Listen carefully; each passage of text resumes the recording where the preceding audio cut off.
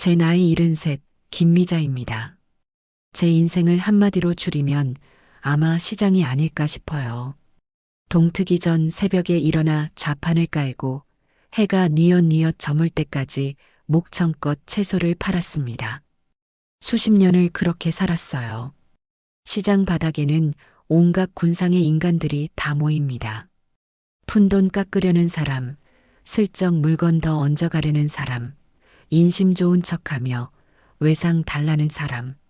그 틈바구니에서 살아남으려면 사람 얼굴만 봐도 그 속을 대강은 꿰뚫어 볼 줄 알아야 했지요. 그렇게 억척스럽게 살아온 덕에 반반한 빌라 한 채를 장만했고 제 유일한 자랑이자 희망인 아들 명수를 번듯하게 키워냈습니다. 명수는 그런 저를 닮지 않아 순하고 물렀지만 LA 갈비보다 제가 끓인 된장찌개를 더 좋아하는 속 깊은 놈으로 자라주었으니 그걸로 충분히 만족했습니다. 그런 아들이 드디어 장가를 간다며 한 여자를 데리고 왔을 때 제 인생의 마지막 숙제까지 다 끝내는 기분이었습니다. 며느리가 될 정수아라는 아이는 어쩜 그리 훤하고 예쁜지 꼭 텔레비전 드라마에서 튀어나온 주인공 같더군요. 첫인상은 완벽 그 자체였어요. 제 앞에서 두 손을 공손히 모으고 어찌나 예의 바르게 행동하는지.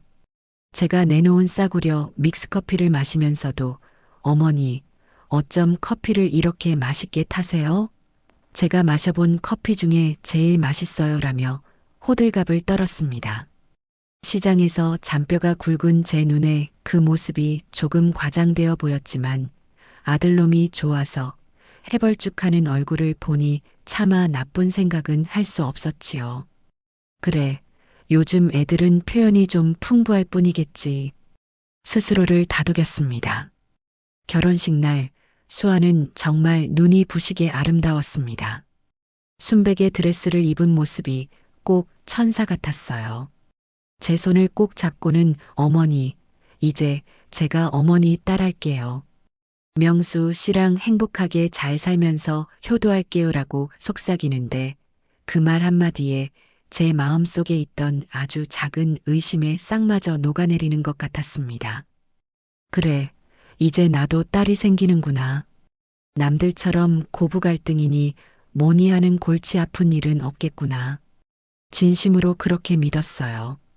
결혼 사진을 찍을 때도 수아는 제 팔짱을 꼭 끼고는 세상에서 가장 행복한 미소를 지어 보였습니다. 사진사는 어머님, 따님이랑 정말 보기 좋으시네요 라고 했고 저는 그 말에 딸보다 더 이쁜 며느리예요 라며 한박 웃음을 지었죠. 그 사진 속에서 우리는 정말 완벽한 가족처럼 보였습니다. 나중에야 알게 되었지만 완벽해 보이는 것들은 대개 아주 작은 균열을 숨기고 있더군요. 신혼여행을 다녀온 아들 내외가 저희 집에 저녁을 먹으러 온 날이었습니다. 바로 그날부터였어요. 무언가 아주 미세하고 그래서 더 불쾌한 균열이 생기기 시작한 것은 저는 오랜만에 솜씨를 한껏 발휘했습니다. 명수가 어릴 때부터 제일 좋아하던 갈치조림을 필두로 잡채, 소고기 묵국까지 상다리가 휘어지게 차려냈어요. 수아는 상을 보더니 눈을 동그랗게 뜨고 박수까지 치며 감탄하더군요. 우와, 어머니, 이걸 정말 혼자 다 하셨어요? 대단하세요. 요즘 세상에 누가 이렇게 음식을 다 해요. 옛날 분들은 손맛이 좋으시다더니 정말인가 봐요. 분명 칭찬인데 끝맛이 씁쓸했습니다. 옛날 분들이라는 말에 제가 무슨 박물관 유물이라도 된 기분이 들었기 때문이었죠. 하지만 명수가 그치? 우리 엄마 음식이 최고야. 라며 좋아하니 저는 애써 입꼬리를 올려 웃어 보였습니다. 식사를 하면서도 수아의 말은 계속해서 제 신경을 긁어댔습니다. 제가 직접 담근 열무김치를 맛있게 먹기에 입에 맞니? 더 가져다 줄까? 하고 물었더니 수아는 환하게 웃으며 이렇게 답했어요. 네, 어머니. 너무 맛있어요. 저희 엄마는 김치 같은 건 다 백화점에서 사다 먹거든요. 손에 물 묻히는 거 싫어하셔서요. 확실히 그렇게 사 먹는 거랑은 차원이 다르네요. 정성이 느껴져요. 이 말도 그냥 들으면 칭찬 같지요. 하지만 그 속에 숨은 뜻은 명확했습니다. 우리 엄마는 우아하게 백화점에서 장을 보지만 어머님은 힘들게 직접 김치나 담그는 사람이네요. 교묘하게 자신들의 삶은 격상시키고 제 삶은 깎아내리는 화법이었어요. 명수는 그저 아내가 제 음식을 잘 먹는 게 좋은지 수아야 많이 먹어. 엄마 김치가 진짜 맛있어라며 거들 뿐 아무것도 눈치채지 못했습니다. 그날은 그냥 제가 너무 예민한가 보다, 피곤해서 그런가 보다 하고 억지로 넘겼습니다. 하지만 그런 일은 마치 약속이라도 한 듯 계속 반복됐어요. 며칠 뒤 제 생신이라며 아들 내외가 케이크를 사들고 저희 빌라에 들렀습니다. 수아는 집 안을 쓱 둘러보더니 이렇게 말하더군요. 어머니, 이 집은 참 정겨워요. 아담하고. 요즘엔 이런 집에 사는 사람도 드문데 꼭 드라마 세트장 같아요. 시간 여행하는 기분도 들고요. 이번에도 제 기분은 바닥으로 곤두박질 쳤습니다. 제가 평생 시장에서 번 돈으로 제 청춘을 바쳐 장만한 소중한 보금자리가 이 아이에게는 그저 낡고 시대에 뒤떨어진 구경거리밖에 안 되는구나 싶었죠. 저는 아무 말도 하지 못하고 그저 웃기만 했습니다. 제가 무슨 말을 한들 아들놈은 우리 어릴 땐 다 이런 데서 살았어라며 헤헤거리게 뻔했으니까요. 수아의 말투는 늘 그런 식이었습니다. 칭찬에 탈을 쓴 무시, 상냥함으로 포장한 경멸, 은근하게 선을 그으며 저를 자신보다 아래 등급의 사람으로 취급하는 듯한 말투. 이걸 저만 느끼는 건지 아니면 정말로 이 아이가 악한 의도를 가지고 이러는 건지 머릿속이 복잡해졌습니다. 하지만 평생을 시장에서 진짜와 가짜를 가려내며 살아온 제감이 경고하고 있었어요. 저건 실수가 아니라 철저히 계산된 행동이라고. 결정적인 사건은 그로부터 한 달쯤 뒤에 터지고야 말았습니다. 그날은 아들 명수의 생일이었어요. 저는 궂은 비가 내리는 새벽부터 시장에 나가 가장 실한 미역과 한우를 사와 정성껏 생일상을 차렸습니다. 아들이 어릴 적 비 오는 날이면 유독 무릎이 아프다고 칭얼댔던 기억이 나서 뼈에 좋다는 도가니도 푹 고안했지요. 저녁 시간에 맞춰 도착한 아들 내외를 보며 저는 흐뭇한 마음으로 식탁에 앉으라고 손짓했습니다. 명수는 역시 엄마 밥이 최고야. 세상에서 제일 맛있어라며 허겁지겁 밥을 먹기 시작했어요. 바로 그때였습니다. 맞은편에 앉은 수아가 숟가락을 드는 둥마는 둥하더니 명수를 보며 조용히 하지만 모두가 들을 수 있는 목소리로 말했어요. 명수 씨 맛있어?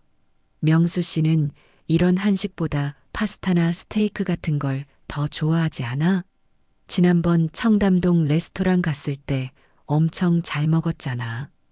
입맛도 좀 세련되게 바꿀 필요가 있어. 그 순간 제 머릿속에서 무언가 툭 하고 끊어지는 소리가 들렸습니다. 이건 그냥 넘어갈 수 있는 문제가 아니었어요. 아들의 생일상, 시어머니가 아들을 위해 밤새 정성껏 차린 밥상 앞에서 할 소리는 아니었죠. 제 정성을 그리고 아들의 취향과 추억까지 멋대로 재단하고 촌스럽다고 무시하는 저 오만한 태도를 더는 참아줄 수가 없었습니다. 저는 들고 있던 숟가락을 탁 소리가 나게 식탁에 내려놓았습니다. 갑작스러운 정적에 명수도 밥을 먹다 말고 놀라서 저를 쳐다봤어요. 저는 웃음기 하나 없는 얼굴로 수아를 똑바로 응시하며 말했습니다. 예, 수아야. 네, 어머니. 수아는 무슨 일이냐는 듯 세상에서 가장 순진한 표정을 지어 보였어요. 그 뻔뻔한 얼굴을 보니 속에서 천불이 났지만 목소리는 최대한 낮고 차분하게 유지하려 애썼습니다. 말 속에 가시가 박혀 있구나. 듣는 사람 기분 상하게 하는 그런 말투는 고쳐야 한다. 제 말에 식탁 분위기는 순식간에 얼음장처럼 차가워졌습니다. 수아의 얼굴에서 미소가 싹 사라졌고 명수는 당황해서 어쩔 줄 몰라 하며 제 눈치와 아내의 눈치를 번갈아 살폈어요.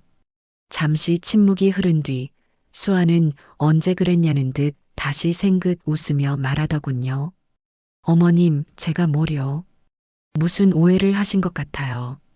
저는 그냥 명수 씨가 워낙 서양 음식을 좋아하니까 혹시 입에 안 맞을까봐 걱정돼서 그런 건데 제 뜻이 잘못 전달됐나 봐요. 죄송해요. 오해? 제가 사람 말을 오해할 정도로 귀가 어둡고 어리석어 보이나? 네가 한 말의 속뜻을 제가 모를 것 같아? 제 단호한 말투에 수아는 결국 입을 다물었습니다. 문제는 제 아들놈이었어요. 명수는 제게 다가와 조심스럽게 팔을 붙잡으며 말했습니다. 엄마, 왜 그래? 수아가 정말 나쁜 뜻으로 한 말이 아니잖아. 그냥 표현이 서툴러서 그런 거지. 엄마가 너무 예민하게 받아들이는 거야. 제 생일인데 다 같이 좋게 넘어가요. 네.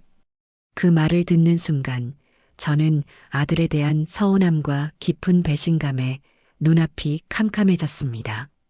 제 아들이, 제가 평생을 바쳐 키운 제 아들이 저 교활한 여자의 편을 들고 있었습니다. 수아는 명수의 등 뒤에 숨어 저만 볼 수 있는 각도에서 희미한 승리의 미소를 짓고 있었고요. 그 모습을 보는 순간 저는 모든 것을 깨달았습니다. 이건 시작에 불과하다는 것을, 그리고 이건 보통 심각한 문제가 아니라는 것을요. 이 집안의 평화를 지키기 위해서, 그리고 사람 보는 눈이 어두운 제 아들을 지키기 위해서라도 저는 더 이상 참고 웃어주기만 하는 순한 시어머니가 될 수 없다는 것을요. 아들놈 생일상 앞에서 그 난리를 치른 후 저희 집에는 냉기가 감돌았습니다. 명수는 제 눈치를 보느라 또 아내 비위를 맞추느라 안절부절 못했고 그 모습이 제 속을 더 뒤집어 놓았지요. 수아는 며칠간 저희 집에 발길을 끊었습니다. 보나 마나 제 아들놈 앞에서 눈물이라도 짰겠지요. 어머님이 나를 미워하신다. 내가 뭘 그렇게 잘못했느냐 하면서요. 제가 그 아이의 속을 모를 줄 알고 저는 그저 묵묵히 제 할 일을 했습니다. 새벽같이 일어나 시장에 나가고 해질녘까지 손님들과 실랑이 하며 채소를 팔았어요. 제게는 수십 년간 제 삶을 지탱해온 이 시장 바닥이 세상 그 어떤 전쟁터보다 익숙하고 편안했습니다. 그러던 어느 주말 오후였어요. 명수에게서 전화가 왔더군요. 엄마, 이번 주말에 수아랑 같이 점심 먹어요. 수아가 엄마한테 정식으로 사과하고 싶대요. 전화기 너머로 들려오는 아들의 목소리에는 안도와 기대가 섞여 있었습니다. 제 아들은 아직도 수아가 정말로 반성했을 거라 믿는 모양이었어요. 저는 그러냐 하고 짧게 답했지만 속으로는 다른 생각을 했습니다. 그 아이가 순순히 사과할 리가 없지요. 분명 다른 꿍꿍이가 있을 것이라 직감했습니다. 약속 장소는 저희 집 근처의 제법 비싼 한정식 집이었습니다. 수아가 예약한 곳이라고 하더군요. 제가 도착했을 때 두 사람은 이미 와서 저를 기다리고 있었습니다. 수아는 저를 보자마자 자리에서 벌떡 일어나 90도로 허리를 숙였습니다. 어머니, 죄송해요. 그날은 제가 생각이 짧았어요. 어머니께서 정성껏 차려주신 생신상 앞에서 제가 정말 큰 실수를 했어요. 그 모습이 어찌나 간절하고 진실해 보이는지 명수는 옆에서 감동한 얼굴로 저를 바라보더군요. 엄마, 이것 봐. 수아가 이렇게 반성하잖아. 그 눈빛이 말하고 있었습니다. 저는 아무 말 없이 자리에 앉아 물만 마셨습니다. 수아는 제 옆에 바싹 다가앉아 과일 주스를 따라주며 계속해서 사과를 늘어놓았어요. 제가 아직 철이 없어서 그래요, 어머니. 앞으로는 정말 말 한마디 한마디 조심할게요. 어머니 마음 불편하게 해드려서 정말 죄송해요. 저는 그저 수아의 얼굴을 빤히 쳐다봤습니다. 저렇게 예쁜 얼굴로 어쩜 저리 거짓말을 술술할까. 시장에서 물건값 깎으려고 죽는 소리 하던 단골들보다 한 수 위더군요. 잠시 후 값비싼 떡갈비 정식이 차려졌습니다. 수아는 제 밥그릇 위에 가장 크고 두툼한 떡갈비를 올려주며 살갑게 굴었어요. 식사를 하는 내내 분위기는 화기애애했습니다. 명수는 오랜만에 저희 세 사람이 웃으며 밥을 먹는 모습에 완전히 마음을 놓은 듯 보였어요. 그리고 바로 그때 수아가 조심스럽게 본론을 꺼내기 시작했습니다. 어머니, 요즘 물가가 너무 많이 올라서 걱정이에요. 시장은 좀 어떠세요? 늘 똑같지 뭐. 오르면 오르는 대로, 내리면 내리는 대로. 먹고 살자니 하는 거지. 제가 무심하게 답하자 수아는 한숨을 푹 쉬며 말했습니다. 그렇죠? 정말 월급 빼고는 다 오르는 것 같아요. 명수 씨 월급만으로는 서울에서 집 사기는커녕 전세금 올려주기도 벅차네요. 그래서 말인데요, 어머니. 요즘 같은 세상에 은행에만 돈 넣어두는 건 정말 바보 같은 짓이래요. 드디어 올 것이 왔구나 싶었습니다.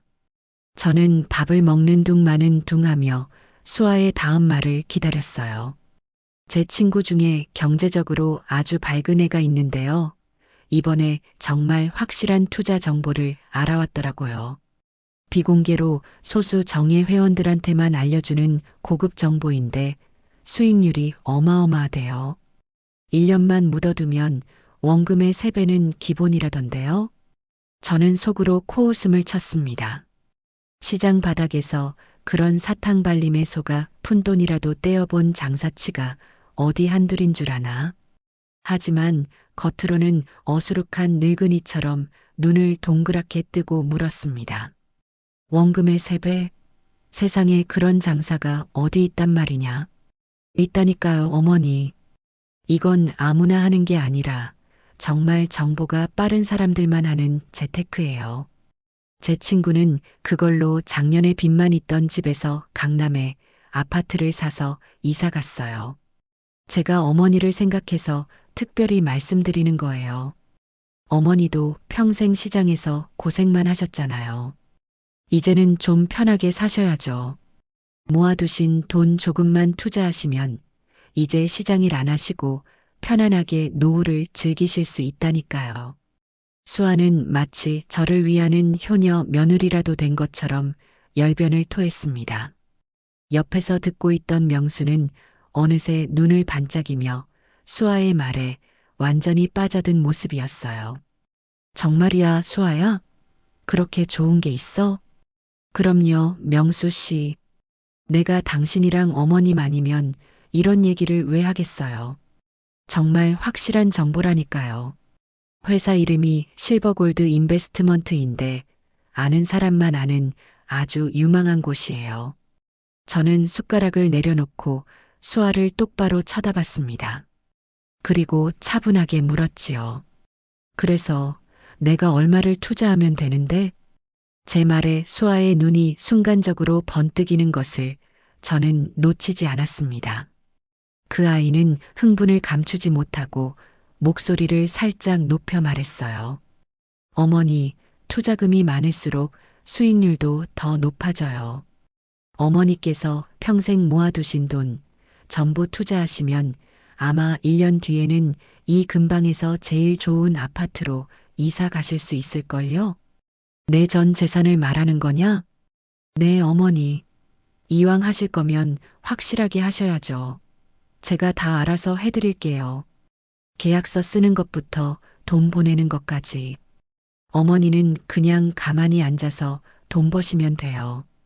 저는 잠시 아무 말도 하지 않았습니다. 제 침묵을 긍정의 신호로 받아들였는지 수아와 명수는 기대에 찬 눈으로 저를 바라봤어요. 저는 냅킨으로 입을 닫고 자리에서 일어났습니다. 그리고 두 사람을 향해 제 평생의 경험과 연륜을 담아 한마디를 던졌습니다.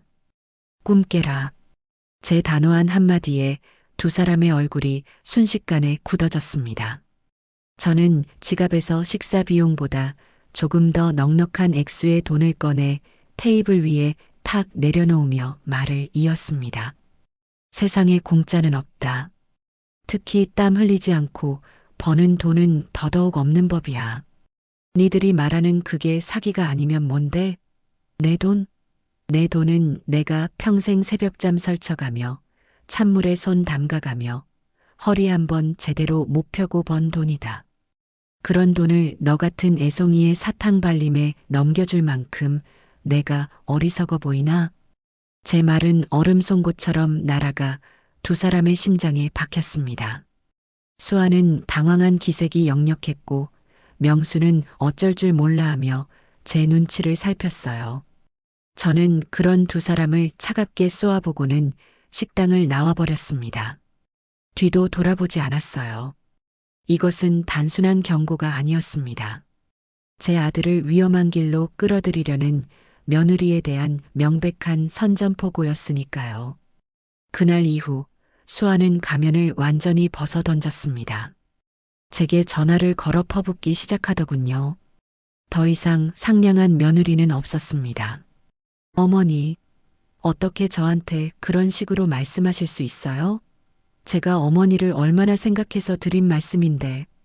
시끄럽다. 두 번 다시 그따위 소리 하려거든 전화하지 마라. 어머니는 평생 그렇게 시장 바닥에서 푼돈만 만지시니 돈 무서운 줄 모르시는 거예요. 그러니 발전이 없는 거라고요.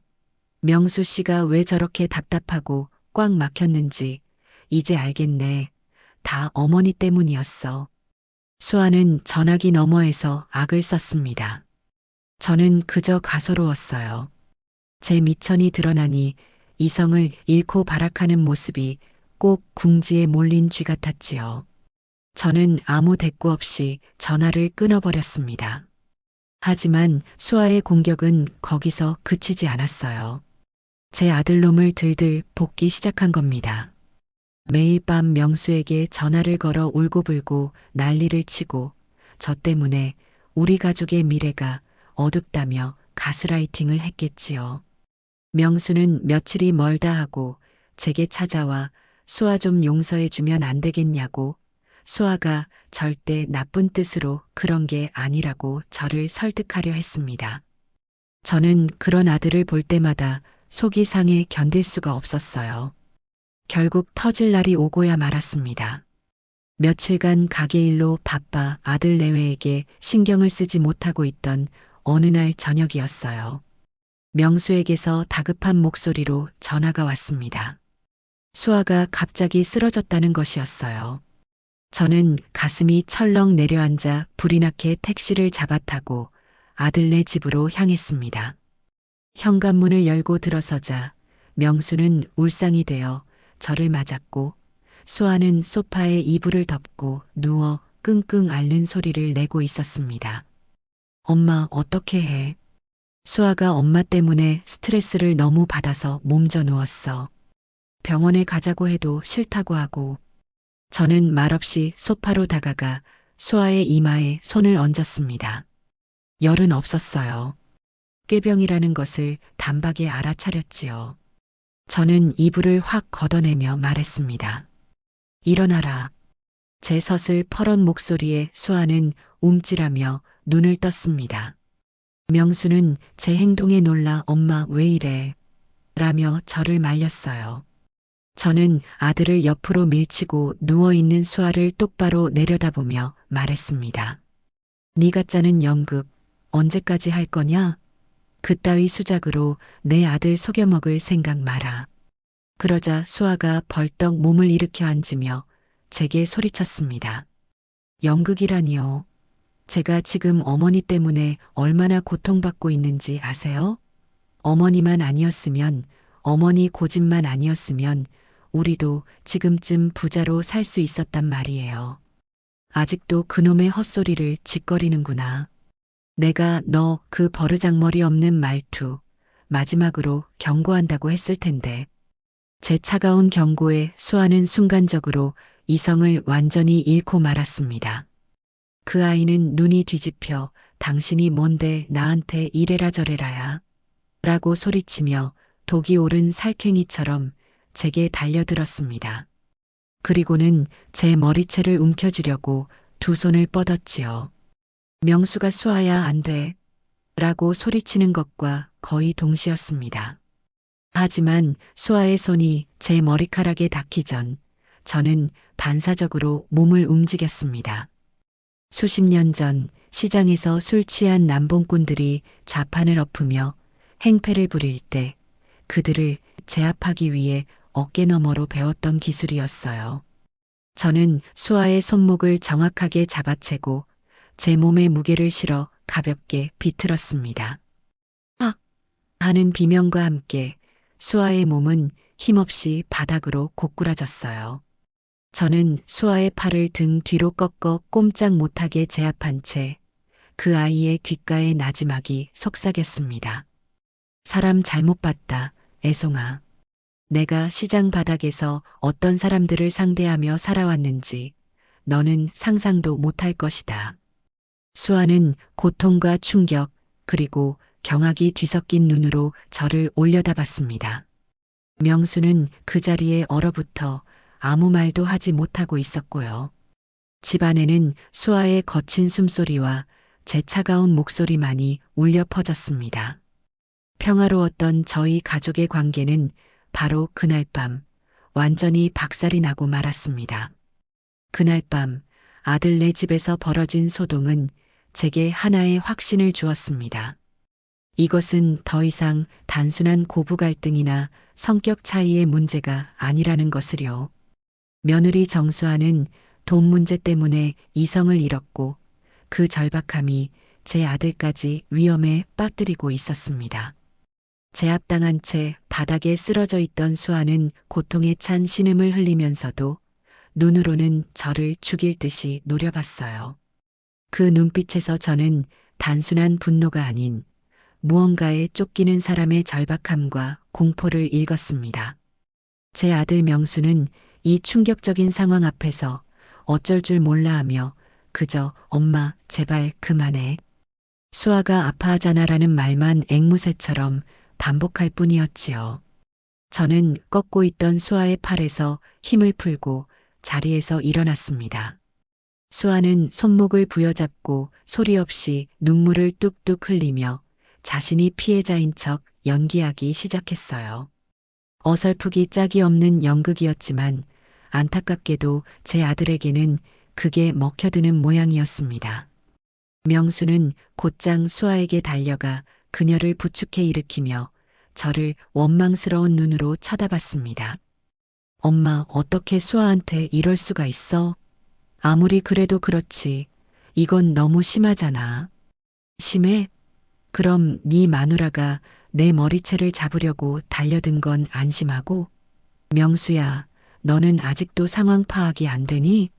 저 아이는 지금 정상이 아니야. 엄마가 자꾸 수아를 몰아붙이니까 그런 거잖아. 수아는 우리 가족 잘 되자고 그런 건데 엄마가 너무했어. 아들의 멍청한 대답에 저는 더 이상 말을 섞을 가치조차 느끼지 못했습니다. 이 집안의 진짜 문제는 교활한 며느리가 아니라 사랑에 눈이 멀어 진실을 보지 못하는 제 어리석은 아들놈이라는 것을 깨달았지요. 저는 아무 말 없이 현관문을 열고 집을 나섰습니다. 등 뒤로 수아의 흐느낌과 저를 붙잡는 명수의 목소리가 들려왔지만 뒤돌아보지 않았어요. 이제부터는 저 혼자만의 싸움이었습니다. 그리고 저는 이 싸움에서 절대로 질 생각이 없었습니다. 집으로 돌아온 저는 밤새 한숨도 자지 못했습니다.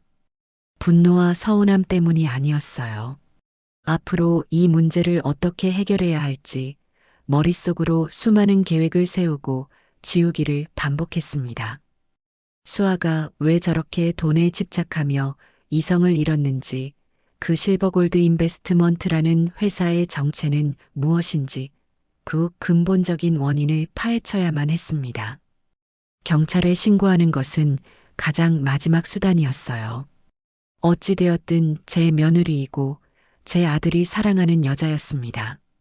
일이 커져서 세상에 알려지면 가장 큰 상처를 입는 것은 결국 제 아들일 테니까요. 다음 날 새벽 저는 평소보다 더 일찍 시장으로 향했습니다. 해가 뜨기도 전에 어둑한 시장은 고요했지만 제 머릿속은 그 어느 때보다 시끄럽고 명료했어요. 저는 좌판을 펴자마자 수십 년간 제 곁을 지켜준 시장 동생들에게 전화를 돌리기 시작했습니다. 제게는 경찰이나 탐정보다 더 확실한 정보망이 있었으니까요. 바로 수십 년간 동고동락하며 쌓아온 시장의 인맥이었지요. 첫 번째 전화는 마포에서 부동산을 하는 마포안테나에게 걸었습니다. 본명은 박철수인데 어찌나 말 많고 유머러스한지 시장 사람들이 모두 그렇게 불렀지요. 철수야, 나 미자 언니야. 바쁘니? 어이구, 형님. 이 새벽에 웬일이십니까? 형님이 전화하실 정도면 큰일인데. 사람 하나 그리고 회사 하나만 좀 알아봐줘. 이름은 정수아, 29살. 그리고 실버골드 인베스트먼트라는 회사다. 네 능력이라면 등기부등본 떼보는 것부터 시작해서 사업자 등록 정보까지는 금방 알아볼 수 있잖니. 철수는 군소리 없이 알겠습니다, 형님. 바로 알아보고 연락드리겠습니다라고 대답했습니다. 저는 그 아이의 능력을 믿었어요. 두 번째 전화는 저희 가게 단골 손님이자 시중은행 지점장의 아내인 청담동 사모님에게 걸었습니다. 그녀는 시장에 신선한 채소를 사러 일부러 먼 곳에서 오는 사람이었고 저와는 속 깊은 이야기를 나눌 정도로 친한 사이였어요. 사모님, 저 미자예요. 이른 아침부터 죄송해요. 어머, 미자 씨, 괜찮아요. 무슨 일 있어요? 목소리가 안 좋네. 다름이 아니라 혹시 실버골드 인베스트먼트라는 회사에 대해 들어보신 적 있으세요? 요즘 고수익을 보장한다며 투자를 권유하는 모양인데 전화기 너머로 사모님의 목소리가 심각해졌습니다. 미자 씨, 혹시 거기 투자했어요? 절대 안 돼요. 그거 요즘 은행권에서 예금 빼내서 투자 사기치는 전형적인 수법이에요. 유사수신행위 업체로 블랙리스트에 올라와 있는 곳이라고요. 얼마 전에도 저희 은행 고객 한 분이 거기 돈 넣었다가 전 재산 날리고 소송 준비 중이에요. 절대 엮이면 안 돼요. 사모님의 말을 듣는 순간 제 심장이 쿵 내려앉았습니다. 올 것이 왔구나. 제 예상이 틀리지 않았던 겁니다. 마지막 전화는 옆 가게 과일집 손자 녀석에게 했습니다. 그 아이는 대학에서 컴퓨터 공학을 전공한 컴퓨터 박사로 통했지요. 저는 그 아이에게 수아가 말했던 투자 회사의 이름과 특징을 알려주고 인터넷에 관련된 정보가 있는지 샅샅이 뒤져봐 달라고 부탁했습니다. 할머니, 걱정 마세요. 제가 구글링부터 시작해서 다크웹까지 다 뒤져서 그놈들 정체를 알아내 드릴게요. 손자 녀석은 자신만만하게 말했습니다. 저는 그렇게 제 시장 정보망을 총동원했습니다. 이제 제가 할 일은 놈들의 정체가 수면 위로 드러나기를 기다리는 것뿐이었어요. 정보는 생각보다 훨씬 빨리 들어오기 시작했습니다. 그날 오후 가게를 정리하고 있을 무렵 마포안테나에게서 전화가 왔습니다. 형님, 알아봤습니다. 정수아, 그 아가씨 앞으로 된 재산은 아무것도 없습니다. 현재 사는 아파트도 명수 앞으로 전세 계약이 되어 있고요. 더 놀라운 건 최근 석 달 사이에 제2금융권, 그러니까 저축은행이랑 대부업체에서 총 1억 원의 대출을 받은 기록이 있습니다. 신용등급도 거의 바닥 수준이에요. 1억 원. 생각보다 훨씬 큰 금액이었습니다. 그 돈이 전부 그 사기 회사로 들어갔을 것이라 생각하니 눈앞이 아찔했어요. 회사는 어떠냐? 그 실버골드인지 뭔지 아는 회사는요. 서류상으로만 존재하는 유령 회사입니다. 강남에 번듯한 사무실 주소가 있길래 직접 가봤더니 웬 다단계 업체가 쓰고 있더군요. 한마디로 완벽한 사기꾼 놈들입니다, 형님. 철수의 말을 듣고 전화를 끊자마자 이번에는 컴퓨터 박사 손주 녀석에게서 문자가 왔습니다. 그놈들이 만든 허술한 홈페이지 주소와 인터넷 사기 피해자들이 모여 있는 온라인 카페 주소였습니다. 카페에 들어가 보니 저와 비슷한 수법으로 돈을 잃은 사람들의 절규와 분노가 가득했습니다. 수백만 원부터 수억 원까지 피해 금액도 다양했어요. 그들은 모두 원금 보장, 고수익이라는 달콤한 말에 속아 넘어간 사람들이었습니다. 결정타는 청담동 사모님의 전화였습니다. 미자 씨, 내가 남편 통해서 좀 더 알아봤어. 그 업체, 곧 경찰 수사가 들어갈 예정이래. 지금 피해자들이 모여서 집단 소송을 준비하고 있고 언론에도 제보가 들어간 모양이야. 조만간 뉴스에 대문짝만하게 나올 거야. 혹시라도 미자 씨 주변에 투자한 사람 있으면 당장 돈 빼라고 해. 물론 돈을 돌려받을 가능성은 거의 없겠지만 모든 조각이 맞춰졌습니다. 제 며느리 정수아는 사기를 당한 피해자이자 동시에 제 돈까지 끌어들여 자신의 손실을 메꾸려 했던 가해자였습니다. 1억이라는 빚더미에 올라앉았으니 제정신이 아니었을 테지요. 며느리에 대한 분노보다 어리석은 아이에 대한 연민이 먼저 들었습니다. 그리고 그 아이의 꿰매에 넘어가 저를 원망하고 있을 제 아들을 생각하니 가슴이 미어졌습니다. 저는 모든 증거를 차곡차곡 모았습니다. 철수가 보내준 등기 서류, 손주 녀석이 출력해준 인터넷 피해 사례들, 그리고 사모님과의 통화 내용을 요약한 메모까지. 이 모든 것을 가지고 이제 제 아들을 만나러 가야 했습니다. 눈에 씬 콩깍지를 벗겨주고 우리가 지금 얼마나 끔찍한 현실에 처해 있는지를 똑똑히 알려줘야 했습니다. 반격의 시간은 이제부터 시작이었습니다.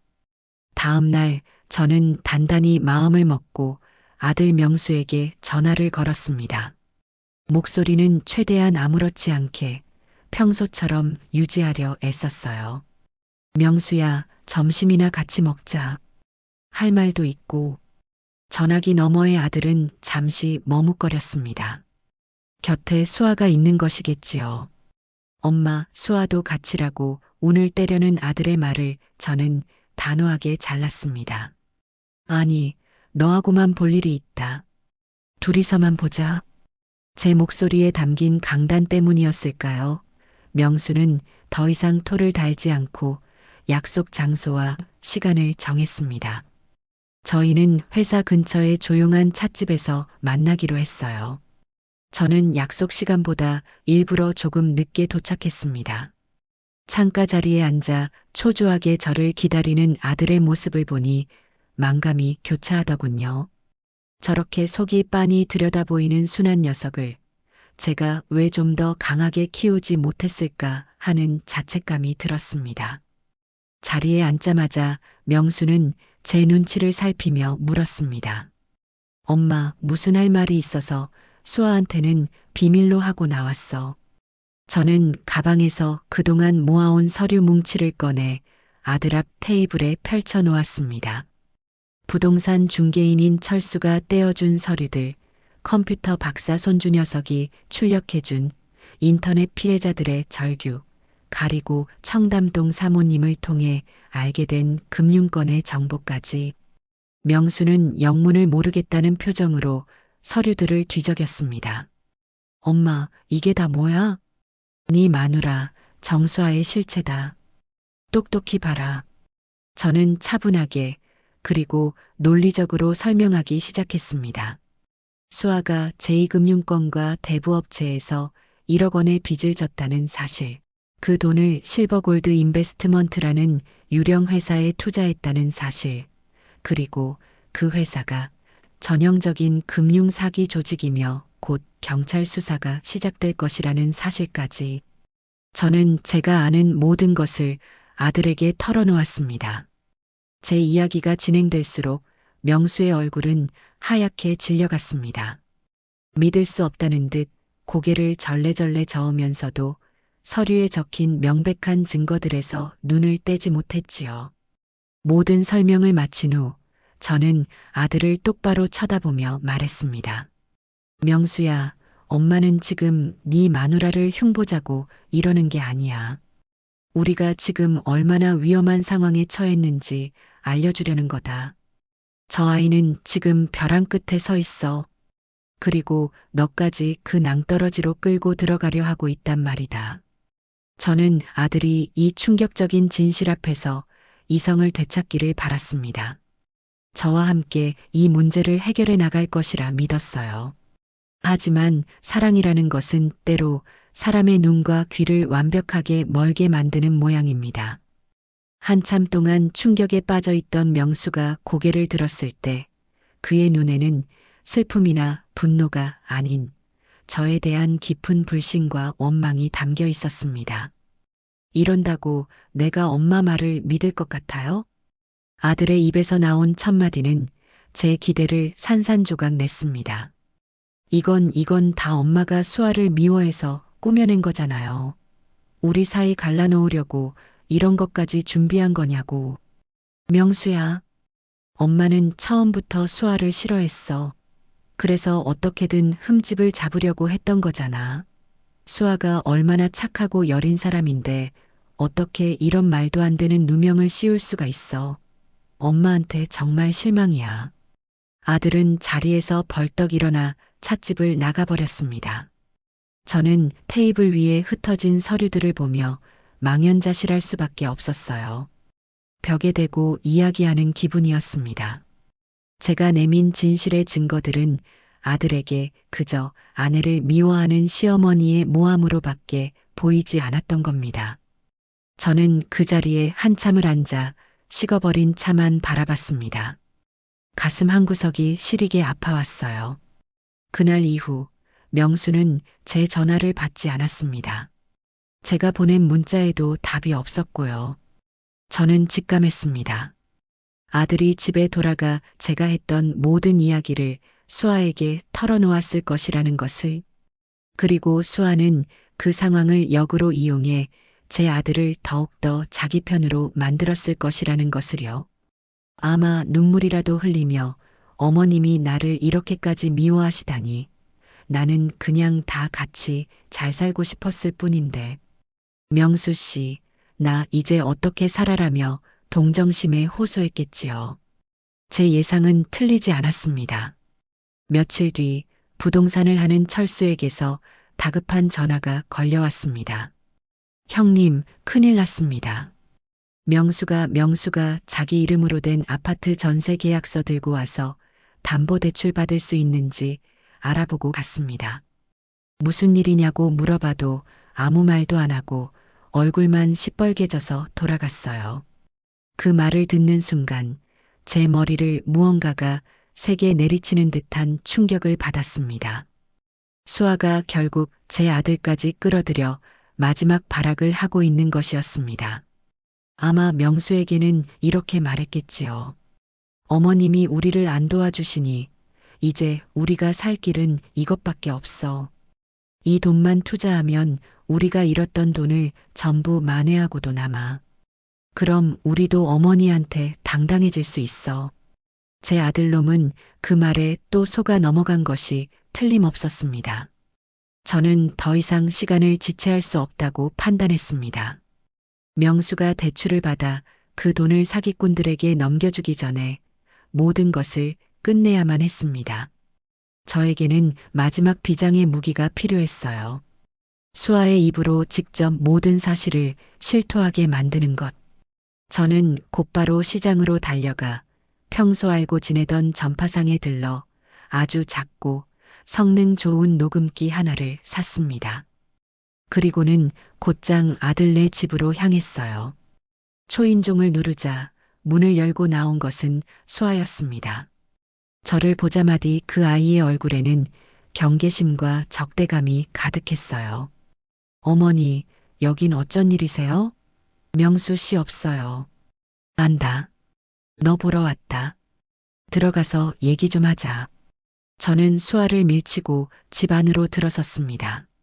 거실로 들어서는 짧은 순간 저는 주머니 속에서 녹음기의 녹음 버튼을 눌렀습니다. 수아는 불안한 기색을 감추지 못하고 제 맞은편 소파에 앉았어요. 저는 최대한 지치고 패배한 사람처럼 보이도록 깊은 한숨을 내쉬며 입을 열었습니다. 그래, 네 말이 다 맞다고 치자. 내가 늙어서 세상 물정 모르고 괜한 고집을 부렸나 보다. 제 갑작스러운 태도, 변화에 수아는 의심의 눈초리를 거두지 않았습니다. 저는 계속해서 연기를 이어갔어요. 명수한테 얘기 다 들었다. 네가 말한 그 투자 정말로 그렇게 확실한 거냐? 그럼요. 제가 몇 번을 말씀드렸어요. 이건 아무나 할 수 있는 게 아니라고. 알겠다. 그럼 나도 투자하마.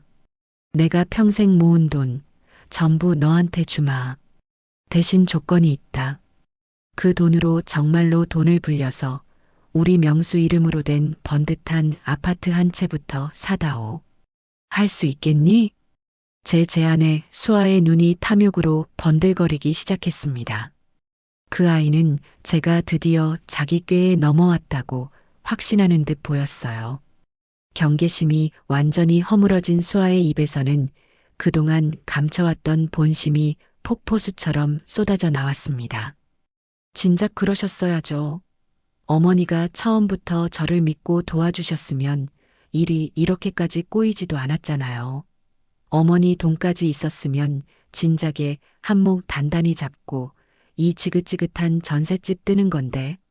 그럼 네가 그동안 나한테 투자하라고 했던 게 사실은 네가 이미 잃은 돈을 메꾸기 위해서였구나. 저는 결정적인 질문을 던졌습니다. 수아는 이미 이성을 잃고 흥분한 상태였기에 제 질문의 의도를 파악하지 못하고 모든 것을 실토하고 말았습니다. 그래요. 맞아요. 제가 뭘 그렇게 잘못했는데요? 저도 잘 살아보려고 한 죄밖에 없다고요. 그런데 어머니가 사사건건 방해하고 무시했잖아요. 명수 씨도 어머니만 없었으면 진작에 저를 도와줬을 사람이에요. 이 모든 게 다 어머니 탓이라고요. 수아는 악을 쓰며 저를 비난했습니다. 그 목소리는 제 주머니 속 녹음기에 고스란히 담기고 있었지요. 저는 목적을 달성했다고 판단하고 자리에서 일어났습니다. 알겠다. 네 속마음이 그렇다는 거 잘 알았다. 영문을 모르는 수아는 저를 멍하니 쳐다봤습니다. 저는 아무 말 없이 집을 나섰어요. 엘리베이터에 올라탄 저는 주머니 속에서 뜨거워진 녹음기를 꺼내 들었습니다. 제 손은 살짝 떨리고 있었지만 마음은 강철처럼 차갑고 단단했습니다. 이제 모든 증거는 제 손안에 들어왔습니다. 이 녹음 파일이 바로 제 아들의 눈에서 흐르는 눈물을 닦아주고 이 지긋지긋한 상황을 끝낼 마지막 열쇠였습니다. 아들네 집을 나선 제 손에는 작고 차가운 녹음기 하나가 들려 있었습니다. 그 안에는 며느리 정수아의 날 것 그대로의 목소리, 그 아이의 탐욕과 분노, 그리고 어리석음이 고스란히 담겨 있었지요. 엘리베이터가 1층에 도착하고 문이 열렸지만 저는 한참 동안 그 안에 서서 멍하니 숫자판만 바라봤습니다. 이 작은 기계 하나면 이 모든 지긋지긋한 갈등을 끝낼 수 있었습니다. 당장 아들에게 달려가 이 녹음 파일을 들려주면 사랑에 눈이 멀었던 아들놈도 제정신을 차리겠지요. 며느리의 가면을 제 손으로 벗겨내고 그 아이를 이 집안에서 완전히 몰아내는 것은 이제 식은 죽 먹기보다 쉬운 일이었습니다. 하지만 저는 그러고 싶지 않았어요. 수아를 그냥 내치는 것은 너무 쉬운 해결책이었습니다. 그 아이가 저지른 잘못은 밉고 괘씸했지만 그보다 더 화가 나는 것은 제 아들과 며느리를 나락으로 끌어들이려 했던 그 사기꾼 놈들이었습니다. 땀 흘려 돈 버는 사람들의 피 같은 돈을 달콤한 말로 홀려 빼앗아가는 사회의 암적인 존재들. 그들을 이대로 내버려 둔다면 또 다른 누군가가 저희 가족과 같은 고통을 겪게 될 것이 뻔했습니다. 그리고 무엇보다 사기를 당해 1억이라는 빚더미에 올라앉은 며느리를 그냥 내쫓는다고 해서 문제가 해결되는 것이 아니었어요. 그 빚은 고스란히 제 아들 명수의 몫으로 돌아올 테니까요. 저는 이 문제의 뿌리를 뽑아내기로 결심했습니다. 며느리를 벌하는 것에서 그치는 것이 아니라 이 판을 설계한 놈들까지 전부 끌어내어 법의 심판을 받게 만들기로요. 그러기 위해서는 바로 그 덫에 걸려 허우적대고 있는 제 며느리 정수아가 필요했습니다. 다음 날 아침 저는 해가 뜨기도 전에 수아에게 전화를 걸었습니다. 아마 밤새 잠을 설쳤겠지요. 전화기 너머로 들려오는 그 아이의 목소리는 바짝 말라 있었습니다. 여보세요. 나다. 어제 내가 한 제안 아직 유효하다. 네가 그 사기꾼 놈들 본사에 직접 가서 내 돈을 투자하겠다고 판을 벌여라. 내가 아주 돈 많고 어수룩한 시어머니 연기를 해줄 테니 대신 네가 살 길은 그것뿐이라는 것만 명심해라. 수아는 잠시 아무 말이 없었습니다. 제 의도를 파악하려 머리를 굴리는 것이겠지요. 저는 마지막 쐐기를 박았습니다. 어제 네가 내뱉은 말들 여기 전부 녹음되어 있다. 이걸 명수에게 들려주기 전에 그리고 경찰서에 가져가기 전에 결정하는 게 좋을 거야. 선택은 네 몫이다. 전화기 너머로 수아의 가쁜 숨소리가 들려왔습니다. 잠시 후 기어들어가는 목소리로 대답이 돌아왔어요. 알겠어요. 어머니 말씀대로 할게요. 궁지에 몰린 쥐는 고양이를 무는 법이지만 그 고양이가 호랑이일 경우에는 이야기가 달라지는 법이지요. 수아는 제 제안을 받아들일 수밖에 없었습니다. 저는 그 아이에게 오늘 오후에 시장에 있는 제 가게로 찾아오라고 말하고 전화를 끊었습니다. 수아를 기다리는 동안 저는 본격적으로 작전을 준비하기 시작했습니다. 혼자서는 할 수 없는 일이었어요. 제게는 수십 년간 시장 바닥에서 동고동락하며 다져온 피보다 진한 의리로 뭉친 제 사람들이 있었습니다. 저는 그들을 시장 어벤져스라고 부릅니다. 첫 번째로 찾아간 곳은 시장 입구에서 가장 큰 정육점을 하는 천하장사 김 사장이었습니다. 그는 저보다 나이는 10살 아래였지만 10년 전 아내를 먼저 하늘로 보내고 혼자 아들을 키울 때 제가 친동생처럼 살뜰히 챙겨준 인연으로 저를 친누님 이상으로 따랐습니다. 키가 2m에 가깝고 몸무게는 120kg이 넘는 거구였지만 마음만은 비단결처럼 고운 사람이었지요. 누님, 이 아침부터 어쩐 일이십니까? 돼지고기를 손질하던 김 사장은 저를 보자마자 칼을 내려놓고 달려왔습니다. 저는 자초지종을 설명했습니다. 제 며느리가 사기를 당했고 그 사기꾼들을 잡기 위해 덫을 놓으려 한다는 제 계획을요. 이야기를 듣는 내내 김 사장의 얼굴은 분노로 굳어졌습니다. 아니, 어떤 놈들이 감히 우리 누님 댁을 건드립니까? 걱정 마십시오, 누님. 제가 앞장서겠습니다. 그놈들 소굴에 쳐들어가는 날, 제가 문지기 역할은 확실하게 해내겠습니다. 제 앞에서 개미 한 마리 얼씬 못하게 막아설 테니 누님은 계획대로만 하십시오. 김 사장의 우직한 대답에 제 마음이 든든해졌습니다. 다음으로 찾아간 사람은 시장 안쪽에서 생선 가게를 하는 욕쟁이 할매 이모였습니다. 저와는 거의 40년 지기 친구로 입은 거칠어도 속정은 누구보다 깊은 사람이었죠. 미자야, 네가 웬일이냐? 얼굴이 반쪽이 됐네. 언니, 나 좀 도와줘. 큰일이 났어. 저는 이모의 가게 평상에 걸터 앉아 모든 이야기를 털어놓았습니다. 제 이야기를 다 들은 이모는 팔던 생선을 바닥에 내팽개치며 길길이 날뛰었습니다. 이런 싸가지 없는 놈들을 봤나? 사람 등쳐먹는 놈들은 아주 싹을 잘라버려야 돼. 걱정 마라, 동생아. 그날 내가 네 며느리 친구인 척 따라가서 바람잡이 역할을 기가 막히게 해줄 테니. 내가 또 그런 연기는 전문 아니냐. 내 입에서 이거 완전 대박이네. 소리 나오면 10년 묵은 사기꾼도 깜빡 속아 넘어갈걸.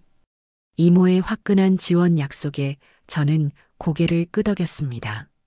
마지막으로 필요한 사람은 이 모든 상황을 법적으로 자문해주고 결정적인 순간에 경찰에 신고하는 역할을 해줄 사람이었습니다.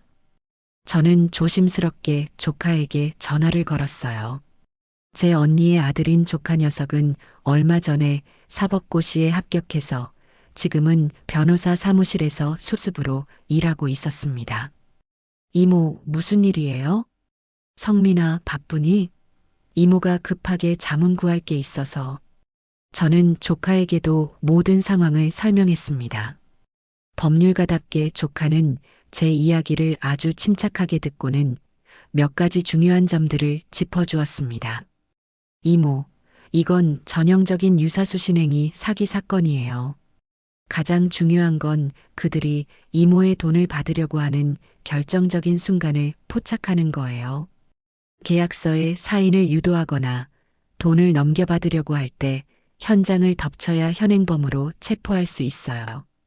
제가 그날 동행해서 법적인 증거가 될 만한 것들을 전부 기록하고 타이밍에 맞춰 경찰에 신고할게요.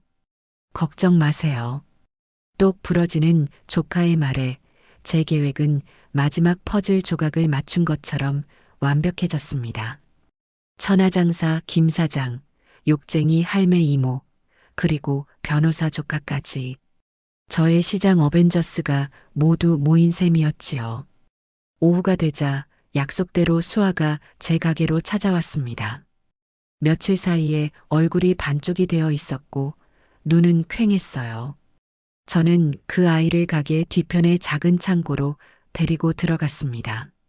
그리고는 제가 세운 계획을 차근차근 설명하기 시작했습니다. 모레 오전에 그놈들 사무실로 찾아갈 거다.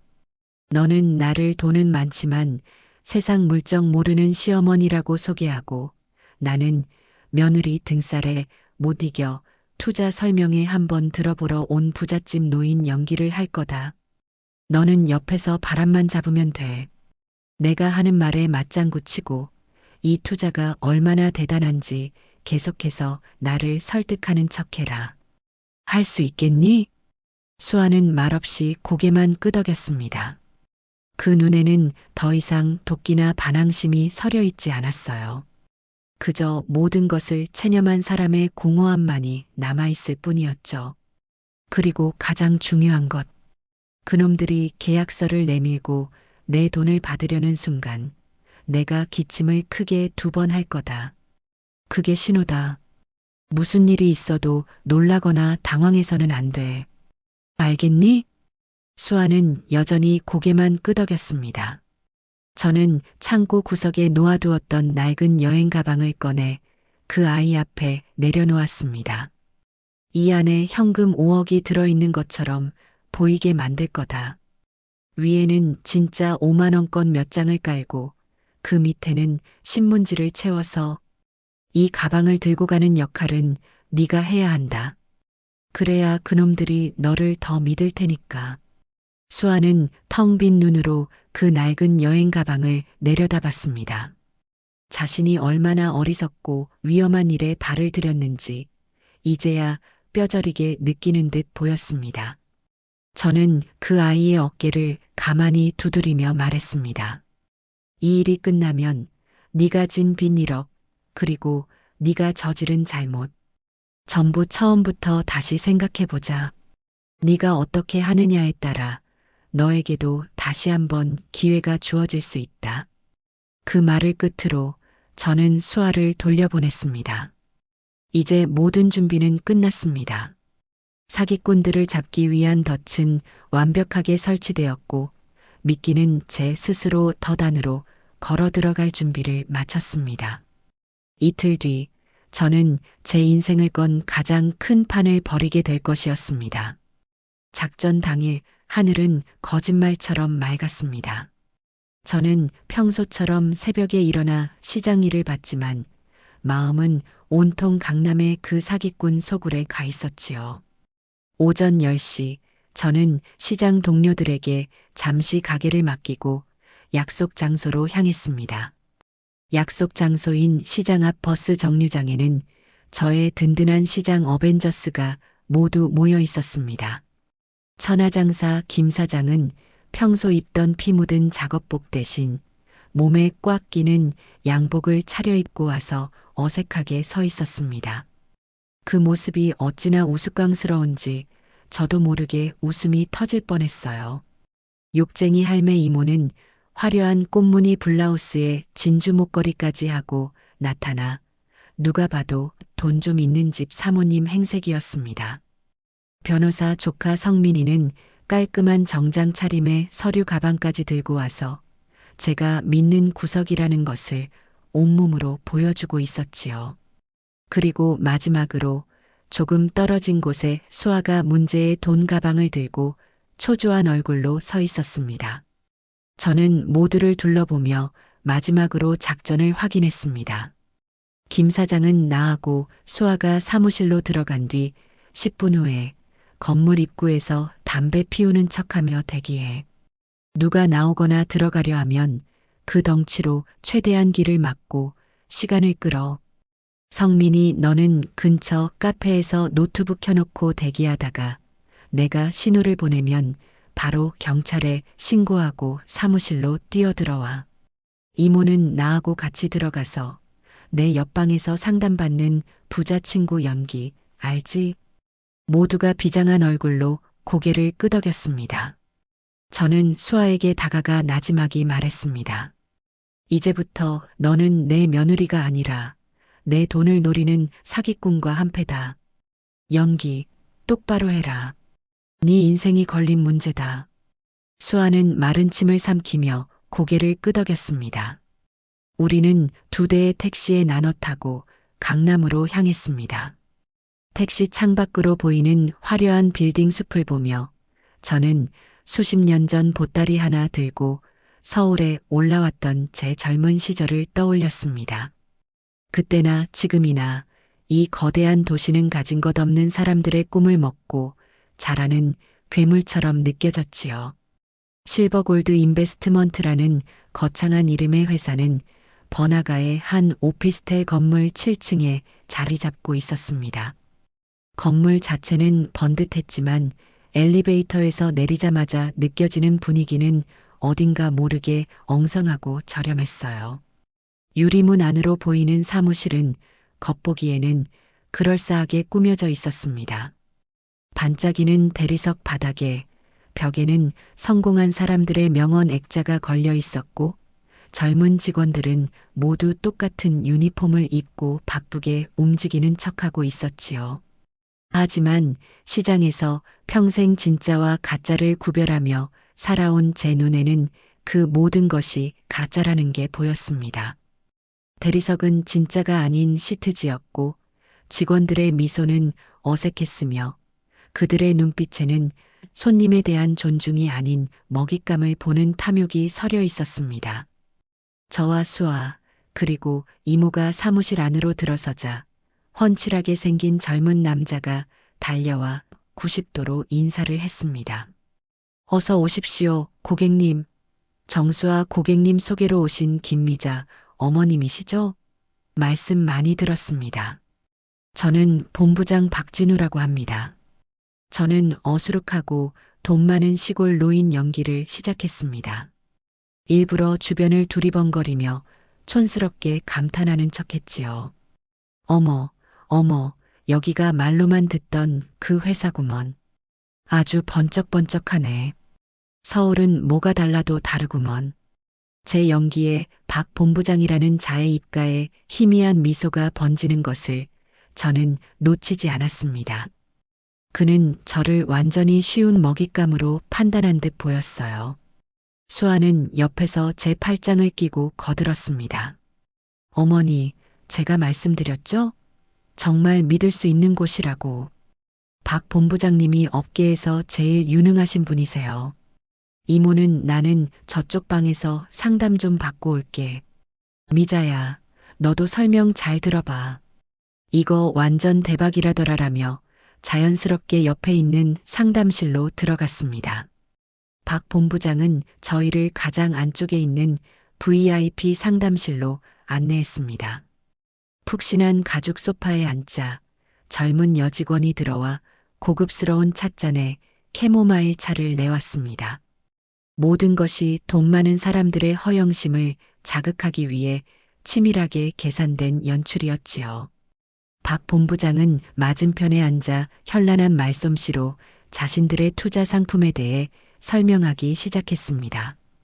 그래프와 도표가 가득한 자료를 보여주며 알아듣지도 못할 전문 용어들을 섞어 썼지만 결론은 하나였습니다. 당신 돈을 우리에게 맡기면 아무런 노력 없이 부자가 될 수 있다. 저는 중간중간 일부러 멍청한 질문을 던졌습니다. 그래서 이 돈이 정말로 떼일 염려는 없는 거요? 내가 평생 시장에서 배추 팔아모은 돈인데. 어머님, 걱정 마십시오. 저희는 100% 원금을 보장해 드립니다. 이건 저희 회사와 고객님 사이의 약속입니다. 만약 손실이 발생할 경우 저희 회사가 전적으로 책임지는 조건의 계약서를 작성하게 됩니다. 뻔한 거짓말이었지요. 저는 마지막으로 확인 사살에 들어갔습니다. 우리 며느리가 그러는데 오늘 내가 5억을 가져왔다고 이 돈을 전부 투자하면 특별히 수익률을 더 쳐준다고 하던데 사실이요? 제 말에 박 본부장의 눈이 크게 흔들렸습니다. 그는 흥분을 감추려는 듯 헛기침을 한번 하더니 옆에 있던 수아가 들고 온 여행 가방을 힐끔 쳐다봤습니다. 아, 네. 물론입니다, 어머님. 오늘 바로 계약하시면 저희가 VIP 고객님으로 모시고 추가 수익률 5%를 더 얹어드리겠습니다. 정말 잘 생각하셨습니다. 놈이 완전히 미끼를 문 순간이었습니다. 그는 곧장 계약서 2부를 가져와 제 앞에 내밀었습니다. 수아는 옆에서 어머니 잘 생각하셨어요. 여기에 도장만 찍으시면 돼요라며 제 손에 펜을 쥐어주었습니다. 저는 펜을 든 채 잠시 망설이는 연기를 했습니다. 그리고는 박 본부장을 쳐다보며 말했지요. 그 전에 내가 확인해 볼 게 하나 있는데. 저는 주머니에서 제 낡은 휴대폰을 꺼내 어제 녹음했던 파일을 재생했습니다. 스피커를 통해 수아와 저의 대화가 상담실 안에 울려 퍼지기 시작했어요. 진작 그러셨어야죠. 어머니가 처음부터 저를 믿고 도와주셨으면 일이 이렇게까지 꼬이지도 않았잖아요. 그럼 네가 그동안 나한테 투자하라고 했던 게 사실은 네가 이미 잃은 돈을 메꾸기 위해서였구나. 그래요. 맞아요. 제가 뭘 그렇게 잘못했는데요? 녹음 파일이 재생되는 동안 박 본부장의 얼굴은 하얗게 질려갔습니다. 상황 파악이 끝난 그는 자리에서 벌떡 일어나 문 쪽으로 도망치려 했습니다. 바로 그 순간이었습니다. 저는 약속했던 대로 목이 터져라 기침을 2번 했습니다. 쿨럭, 쿨럭. 제 기침 소리와 동시에 상담실 문이 벌컥 열리며 변호사 조카 성민이가 들어왔습니다. 성민이는 휴대폰으로 동영상을 촬영하며 소리쳤습니다. 움직이지 마십시오. 지금 여러분의 사기 행각은 전부 녹화되고 있습니다. 유사수 신행위의 규제에 관한 법률 위반 현행범으로 지금 즉시 경찰에 신고했습니다. 박 본부장은 성민이를 밀치고 밖으로 뛰쳐나갔습니다. 하지만 사무실 밖 복도에는 천하장사 김 사장이 팔짱을 낀 채 산처럼 버티고 서 있었지요. 도망가려던 박 본부장과 다른 직원들은 김 사장의 거대한 덩치와 험악한 인상에 기가 질려 그 자리에 얼어붙었습니다. 옆방에서 뛰쳐나온 욕쟁이 할매 이모는 이런 도둑놈의 자식들, 남의 등골 빼먹는 놈들은 다 잡아가둬야 돼, 라며 고함을 쳤습니다. 몇 분 뒤 사이렌 소리와 함께 경찰들이 들이닥쳤습니다. 사무실은 순식간에 아수라장이 되었고 사기꾼 일당은 모두 그 자리에서 수갑을 차고 말았습니다. 모든 것이 제 계획대로였습니다. 저는 소파에 조용히 앉아 경찰들에게 연행되어 가는 그들의 초라한 뒷모습을 지켜봤습니다. 제 옆에는 수아가 넋이 나간 얼굴로 서 있었고 제 주변에는 든든한 시장 어벤져스가 저를 지키고 서 있었습니다. 시원한 바람이 열린 창문으로 불어와 제 뺨을 스치고 지나갔습니다. 길고 길었던 갈등의 한가운데를 통과한 기분이었습니다. 경찰서에서 참고인 조사를 마치고 나왔을 때는 이미 해가 뉘엿뉘엿 지고 있었습니다. 하늘은 아름다운 주황빛으로 물들고 있었지만 제 마음은 무겁기만 했어요. 경찰서 앞에는 조사를 마친 수아와 연락을 받고 달려온 아들 명수가 고개를 푹 숙인 채 저를 기다리고 있었습니다. 명수는 모든 자초지종을 경찰 조사를 통해 전해 들은 모양이었어요. 그 아이의 얼굴에는 충격과 혼란, 그리고 저에 대한 미안함이 뒤섞여 있었습니다. 집으로 돌아오는 차 안에서는 그 누구도 입을 열지 않았습니다. 명수가 운전하는 낡은 차는 침묵의 무게를 싣고 도시의 불빛 사이를 달렸습니다. 저는 창밖만 바라봤고 수아는 뒷좌석에서 고개를 숙인 채 계속해서 어깨를 들썩이고 있었지요. 명수는 백미러로 연신 제 눈치를 살폈지만 저는 아는 척도 하지 않았습니다. 지금은 그 어떤 위로나 섣부른 용서도 필요 없는 시간이었습니다. 오직 혹독한 진실을 마주해야만 하는 시간이었지요. 저희 집 거실에 세 사람이 마주 앉았을 때 무거운 침묵이 다시 저희를 짓눌렀습니다. 찻잔에 담긴 따뜻한 보리차가 다 식어갈 때쯤 먼저 침묵을 깬 것은 수아였습니다. 그 아이는 소파에 앉아있던 자리에서 스르르 내려와 제 앞에 무릎을 꿇었습니다. 그리고는 이마가 바닥에 닿을 정도로 깊이 고개를 숙였어요. 어머니, 제가 죽을 죄를 지었습니다. 죄송합니다. 수아의 목소리는 형편없이 갈라져 나왔습니다. 그동안의 연기와는 다른 진심에서 우러나오는 절망과 후회의 목소리였습니다. 제가 어리석었습니다. 제 욕심 때문에 어머니와 명수 씨에게 씻을 수 없는 상처를 드렸어요. 돈에 눈이 멀어 해서는 안 될 짓을 했습니다. 정말 죄송합니다. 수아는 오랫동안 고개를 들지 못하고 흐느꼈습니다. 그 모습을 지켜보던 명수도 결국 참았던 눈물을 터뜨리고 말았습니다. 아들놈도 제 앞에 무릎을 꿇고 앉아 울먹이며 말했어요. 어머니, 제가 잘못했어요. 제가 어리석었어요. 어머니 말씀을 믿지 않고 수아 편만 들면서 어머니 가슴에 못을 박았어요. 어머니가 저희를 구하려고 그렇게 애쓰시는 동안 저는 아무것도 모르고 어머니를 원망만 했어요. 죄송해요, 엄마. 정말 죄송해요. 두 아이가 제 앞에서 눈물로 무너져 내리는 모습을 보니 제 마음도 편치 않았습니다. 하지만 저는 이 순간 마음 약해져서는 안 된다고 스스로를 다잡았습니다. 이 아이들에게 필요한 것은 값싼 동정이 아니라 자신들의 잘못을 스스로 책임질 수 있도록 이끌어주는 어른의 역할이었습니다. 저는 조용히 찻잔을 내려놓고 두 사람을 차례로 둘러보며 입을 열었습니다. 제 목소리는 얼음장처럼 차갑고 단단했습니다. 일어나라. 니들의 눈물이 지금 이 상황을 해결해 주지는 않는다. 제 말에 두 사람은 울음을 그치고 고개를 들었습니다. 저는 먼저 수아를 똑바로 쳐다보며 말했습니다. 정수아, 네가 진 빚 1억, 그건 온전히 네 몫이다. 내가 갚아줄 생각은 눈곱만큼도 없다. 사기당한 돈을 일부라도 돌려받게 될지 아니면 한 푼도 못 건지게 될지는 앞으로 법이 알아서 할 일이다. 하지만 네가 진 빚은 네가 밤을 새서 일을 하든 밥을 굶든 네 힘으로 갚아나가야 할 것이다.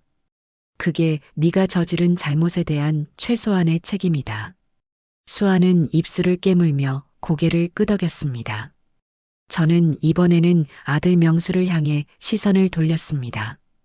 그리고 너 김명수, 나는 네가 오늘 흘리는 이 눈물을 믿지 않는다. 너는 나보다 네 마누라가 더 소중했고 진실보다는 달콤한 거짓말을 더 믿고 싶었던 거다. 애비 없는 자식이라고 손가락질 받지 않게 하려고 내가 너를 어떻게 키웠는데 너는 내 기대를 무참히 짓밟았다. 제 질책에 명수는 고개를 더욱 깊이 숙였습니다. 이혼은 너희 둘이 알아서 해라. 내가 감나라 배나라 할 문제가 아니다. 하지만 한 가지만은 분명히 해두겠다. 이 집안의 기둥은 나 김미자다. 너희가 정신 차리고 사람답게 살고 싶다면 앞으로는 내 방식대로 따라야 할 것이다. 너희가 저지른 어리석은 선택의 대가가 얼마나 혹독한지 이제부터 뼈저리게 느끼게 해주마. 저는 자리에서 일어났습니다. 그것으로 저의 선언은 끝이었습니다. 무작정 감싸주거나 다 괜찮다며 어설픈 용서를 건네지 않았습니다. 때로는 사랑하는 사람일수록 더 혹독하게 다뤄야 하는 법입니다. 스스로 일어서는 법을 가르쳐주기 위해서 말이지요. 그날 밤 저는 거실 소파에 앉아 밤을 샜습니다. 아들 내외는 안방에서 밤새 무슨 이야기를 나누는 듯 했지만 저는 아무것도 묻지 않았습니다. 다음 날 아침 동이틀 무렵 안방 문이 열리고 두 사람이 나왔습니다. 두 사람의 눈은 퉁퉁 부어 있었지만 표정은 어제와 달리 무언가 결심을 굳힌 듯 보였습니다. 수아가 먼저 제 앞에 와서 말했습니다. 어머니, 저희 이혼하지 않기로 했습니다. 대신 저희가 저지른 잘못, 저희 힘으로 책임지겠습니다.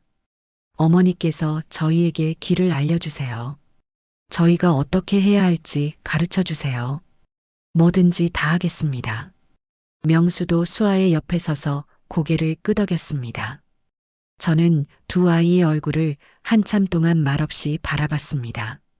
그 눈빛에서 저는 희망의 작은 불씨를 보았습니다. 절망의 잿더미 속에서 피어나는 아주 작고 연약하지만 꺼지지 않으려는 삶의 의지. 저는 자리에서 일어나 앞치마를 둘렀습니다. 그럼 아침밥부터 먹고 시작하자. 밥은 먹고 살아야지.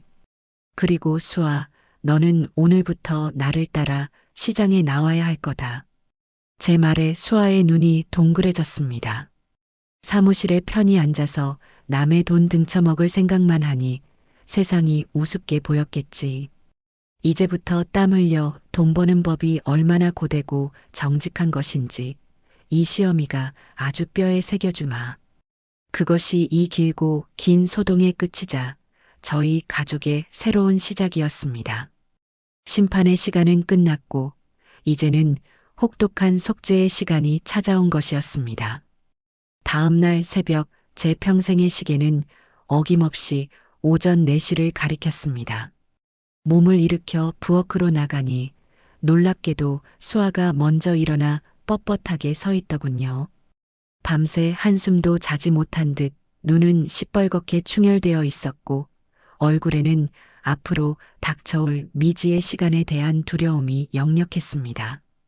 저는 아무 말 없이 창고에서 낡아빠진 고무장화와 빛바랜 몸빼바지, 그리고 볕을 가릴 책 넓은 모자를 꺼내 그 아이 앞에 던져주었습니다. 한때는 명품 가방과 구두가 아니면 거들떠보지도 않았을 아이였지요. 수아는 잠시 그 낯선 물건들을 내려다보며 망설이는 듯 했지만 이내 결심한 듯 군소리 없이 주섬주섬 옷을 갈아입기 시작했습니다. 세련된 도시 여성의 모습은 온데간데 없고 이제 막 시골에서 상경한 처녀처럼 어색하기 짝이 없는 모습이었습니다. 어둠이 채 가시지 않은 도매시장에 도착했을 때 새벽의 칼바람이 두 사람의 뺨을 사정없이 핥히었습니다. 거대한 트럭들이 내뿜는 매캐한 매연 냄새, 경매사들의 알아들을 수 없는 외침, 여기저기서 터져나오는 상인들의 우렁찬 욕설이 뒤섞여 이곳은 마치 거대한 전쟁터의 아침 같았지요. 수아는 생전 처음 마주하는 거칠고 야성적인 풍경에 완전히 압도당한 듯 제 등 뒤에 숨어 겁먹은 눈으로 주변만 두리번거리고 있었습니다. 뭘 그렇게 넋놓고 구경만 하고 섰나? 저기 가서 오늘 들어온 배추나 날라. 저는 1톤 트럭에 산더미처럼 쌓여있는 배추망을 손가락으로 가리켰습니다. 저희 가게는 시장에서도 목이 가장 좋은 곳에 자리를 잡고 있었지만 그만큼 매일 소화해야 하는 채소의 양도 어마어마했습니다. 수아는 제 불호령에 화들짝 놀라며 허둥지둥 트럭으로 달려가 배추 망태기 하나를 들어 올리려 애썼습니다. 하지만 평생 연필보다 무거운 것을 들어본 적이 없는 가냘픈 팔로 새벽 이슬을 머금어 돌덩이처럼 묵직한 배추망을 들어 올리는 것은 불가능에 가까운 일이었습니다. 낑낑거리며 용을 쓰던 수아는 결국 중심을 잃고 질퍽한 바닥으로 엉덩방아를 찍고 말았어요. 그 모습을 본 주변 상인들이 기다렸다는 듯이 와하 웃음을 터뜨렸습니다. 아이고, 저기 저 색시 좀 보소. 사모님, 어디서 저렇게 곱디고 온 아가씨를 데려왔어? 저래가지고 오늘 안에 물건 다 들여놓기는 하겄어? 수아의 얼굴이 창피함으로 홍당무처럼 새빨갛게 달아올랐습니다. 눈에는 금방이라도 터져나올 듯한 눈물이 그렁그렁 고였지요. 저는 그 아이에게 다가가 윽박지르거나 위로하지 않았습니다. 대신 제가 먼저 익숙하게 배추망 2개를 번쩍 들어 양 어깨에 하나씩 둘러매고는 성큼성큼 가게로 옮겼습니다. 그리고 돌아와 멍하니 서 있는 수아를 보며 말했지요. 처음부터 잘하는 사람은 이 세상에 아무도 없다. 하지만 안 하려고 버티는 놈은 평생 아무것도 못하는 법이야. 망태기가 무거우면 그 안에 든 배추를 2포기씩이라도 품에 안고 날라. 방법이 없는 게 아니라 네가 아직 방법을 못 찾았을 뿐이다. 어떻게든 오늘 해가 뜨기 전까지 저 트럭에 있는 물건들을 전부 가게 안으로 옮겨놔야 아침 장사를 시작할 수 있다. 제 말은 위로가 아닌 현실이었습니다. 수아는 입술을 피가 나도록 꽉 깨물더니 자리에서 벌떡 일어났습니다. 그리고는 제 말대로 망태기에서 배추를 한 포기씩 꺼내 품에 안고 나르기 시작했어요. 수십 번, 아니 수백 번을 오가고 나서야 거대한 트럭의 짐칸은 바닥을 드러냈습니다. 수아의 이마와 등은 온통 땀으로 젖어 있었고 숨은 턱까지 차올라 금방이라도 쓰러질 것만 같았지요. 그것이 그 아이가 제 인생에서 처음으로 온전히 제 육신을 움직여 땀 흘려 일한 첫 번째 고된 노동이었습니다. 제 가르침은 혹독하고 집요했습니다. 저는 수아에게 아주 사소한 요령조차 알려주지 않았어요. 모든 것을 몸으로 직접 부딪혀 깨닫게 만들었습니다. 가장 먼저 시킨 일은 하루 종일 쪼그려 앉아 채소를 다듬는 일이었습니다. 시든 잎을 떼어내고 흙 묻은 뿌리를 칼로 잘라내고 상품 가치가 없는 것들을 골라내는 단순하지만 끝없는 작업이었지요. 수아의 희고 곱던 손가락은 하루 만에 흙물이 시커멓게 들었고 서툰 칼질에 여기저기 생채기가 나기 시작했습니다. 저녁 무렵 가게 문을 닫고 집에 돌아가면 수아는 허리가 끊어질 듯 아프다며 소리 없는 신음을 흘렸고 파스를 덕지덕지 붙이고서야 겨우 잠이 들곤 했습니다. 다음으로 가르친 것은 저울을 다루고 돈을 계산하는 법이었습니다. 암산이 느린 수아는 손님들이 몰려들 때마다 허둥대기 일쑤였고 돈을 잘못 거슬러줘 손해를 보기도 했습니다. 그럴 때마다 저는 모르는 척 내버려 두었습니다. 자신의 실수가 어떤 결과를 가져오는지, 그로 인해 우리가 얼마나 손해를 보게 되는지를 직접 느껴야만 정신을 차릴 수 있을 테니까요. 며칠을 그렇게 돈을 축내고 나서야 수아는 밤에 잠을 줄여가며 거스름돈 계산을 연습하기 시작했습니다. 가장 힘들어했던 것은 역시 손님을 상대하는 일이었습니다. 수아는 처음에는 예전 버릇을 버리지 못하고 손님들에게 백화점 직원처럼 어색하고 과장된 친절을 베풀려 했습니다. 고객님, 오늘 들어온 이 시금치는 아주 신선하고 품질이 좋습니다. 비타민이 풍부해서 피로 회복에도 그만이랍니다. 하지만 시장 바닥에서 그런 고상한 화법은 통하지 않았습니다. 깐깐하기로 소문난 단골 할머니에게 제대로 면박을 당하고 말았지요. 아가씨는 뭔 말을 그렇게 책 읽듯이 한대? 그냥 시금치 한 단 달라고. 그리고 내가 비타민 많은 거 몰라서 사러 왔겠어? 덤이나 넉넉하게 얹어줄 생각이나 해. 저는 그런 수아를 가만히 지켜보다가 손님이 가고 나면 조용히 불렀습니다. 여기는 네가 알던 세상과는 다른 곳이다. 여기서는 네가 가진 학벌이나 집안, 네가 입고 걸쳤던 것들은 아무런 소용이 없어. 이 시장 바닥에서 통하는 건 딱 두 가지다. 물건의 신선함, 그리고 주인의 넉넉한 인심. 손님들에게 필요한 건 네가 외운 듯한 상품 설명이 아니라 사람 사는 냄새가 나는 진심 어린 말 한마디야. 오늘 들어온 시금치가 아주 달고 맛있어요, 할머니. 된장 풀어서 국 끓여 드시면 아드님이 아주 좋아할 거예요 라고 말하고 시금치 몇 포기를 더 얹어드리는 게 100마디 설명보다 더 효과적인 법이다. 장사는 물건을 파는 게 아니라 사람의 마음을 얻는 거란 말이다. 수아는 제 말을 하나도 놓치지 않으려는 듯 귀담아 들었습니다. 처음에는 서툴고 어색했지만 날이 갈수록 조금씩 시장 사람들의 언어와 생리에 익숙해져 갔습니다. 정육점 김 사장님이 고기를 한 근 사러 오면 아이고 사장님 오늘 고기 때깔이 예술이네요. 저녁에 식구들이랑 삼겹살 파티 하시려나 봐요? 라며 너스레를 떨었고 생선 가게 이모가 들르면 언니 이리 와서 시원한 녹차 한잔하고 가. 오늘 날씨 무지하게 덥네. 라며 먼저 살갑게 챙기는 여유도 생겼습니다. 그 아이의 말투에서 상대를 얕잡아 보던 교묘한 가시가 완전히 빠지고 그 자리에 투박하지만 정겨운 온기가 채워지고 있었습니다. 물론 그 모든 과정이 순탄하기만 했던 것은 아닙니다. 한 달쯤 지났을까요? 그날은 유난히 장사가 힘든 날이었습니다.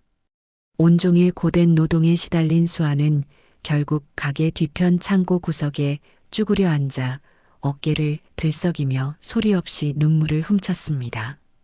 그 아이도 후회와 서러움 그리고 막막함이 왜 없었겠어요.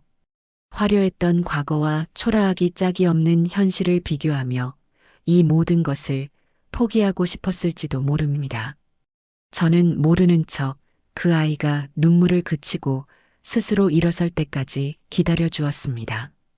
잠시 후 수아는 벌겋게 부은 눈가를 소매로 쓱 닦고는 아무 일 없었다는 듯이 다시 나와 묵묵히 제 할 일을 했습니다. 저는 그 모습을 보며 그 아이가 이제 나약한 자신과 싸워 이기는 법을 조금씩 배우고 있다는 것을 느낄 수 있었어요. 아들 명수도 그 시간 동안 철저하게 달라졌습니다. 녀석은 퇴근하면 넥타이도 풀지 않은 채 곧장 시장으로 달려와 가게 마감하는 것을 도왔습니다. 수아가 하루 종일 쪼그려 앉아 다듬었던 채소 찌꺼기들을 치우고 악취가 나는 음식물 쓰레기통을 비우고 무거운 좌판을 함께 나르고 바닥에 물을 뿌려 청소하는 것은 온전히 명수의 몫이었습니다. 주말에는 새벽부터 일어나 배달 아르바이트까지 하며 단돈 10,000원이라도 더 벌기 위해 애썼지요.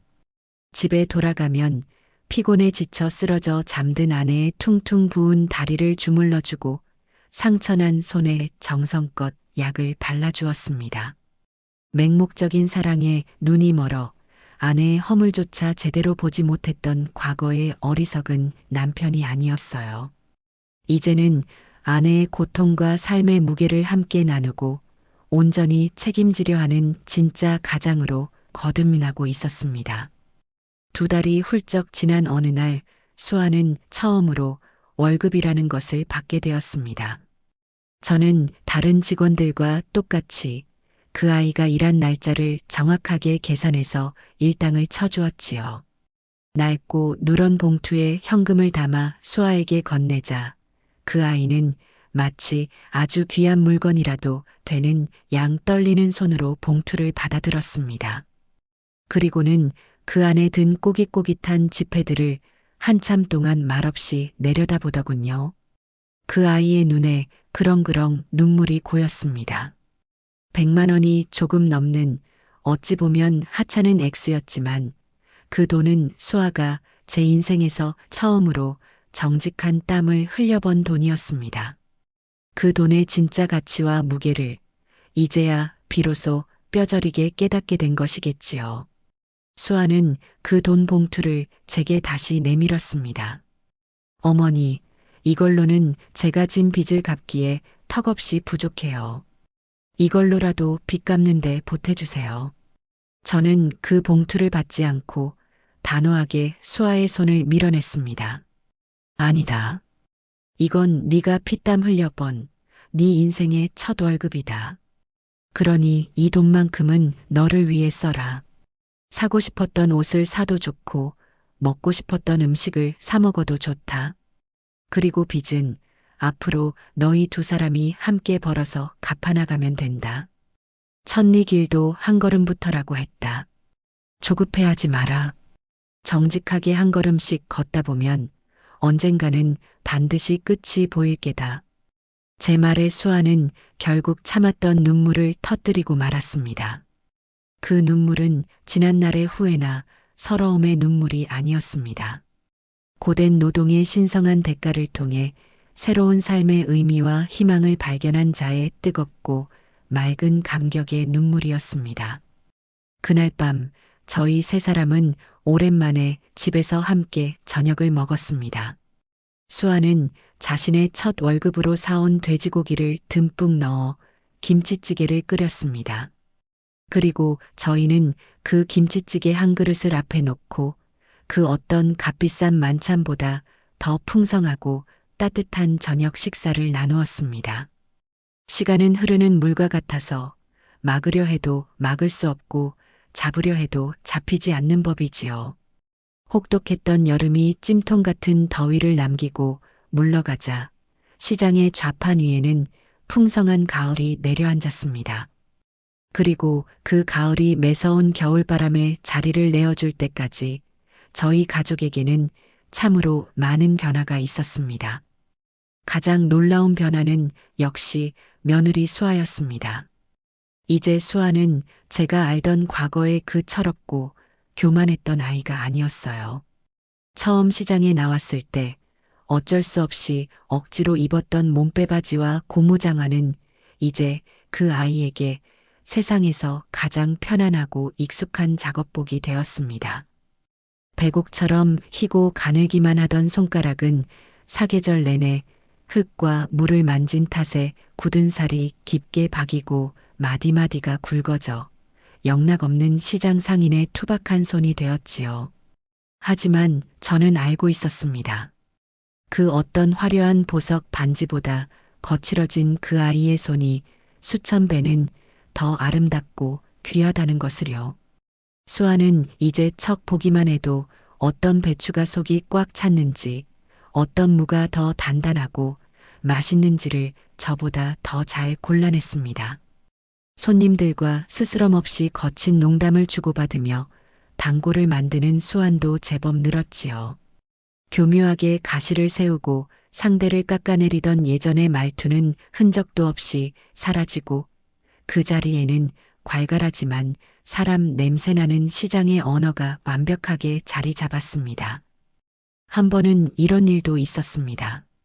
아주 깐깐하고 세련되게 차려입은 중년 여인이 저희 가게에 와서 알타리무 한 단을 사갔는데 다음 날 아침 가게 문을 열자마자 씩씩거리며 찾아와 환불을 요구했습니다.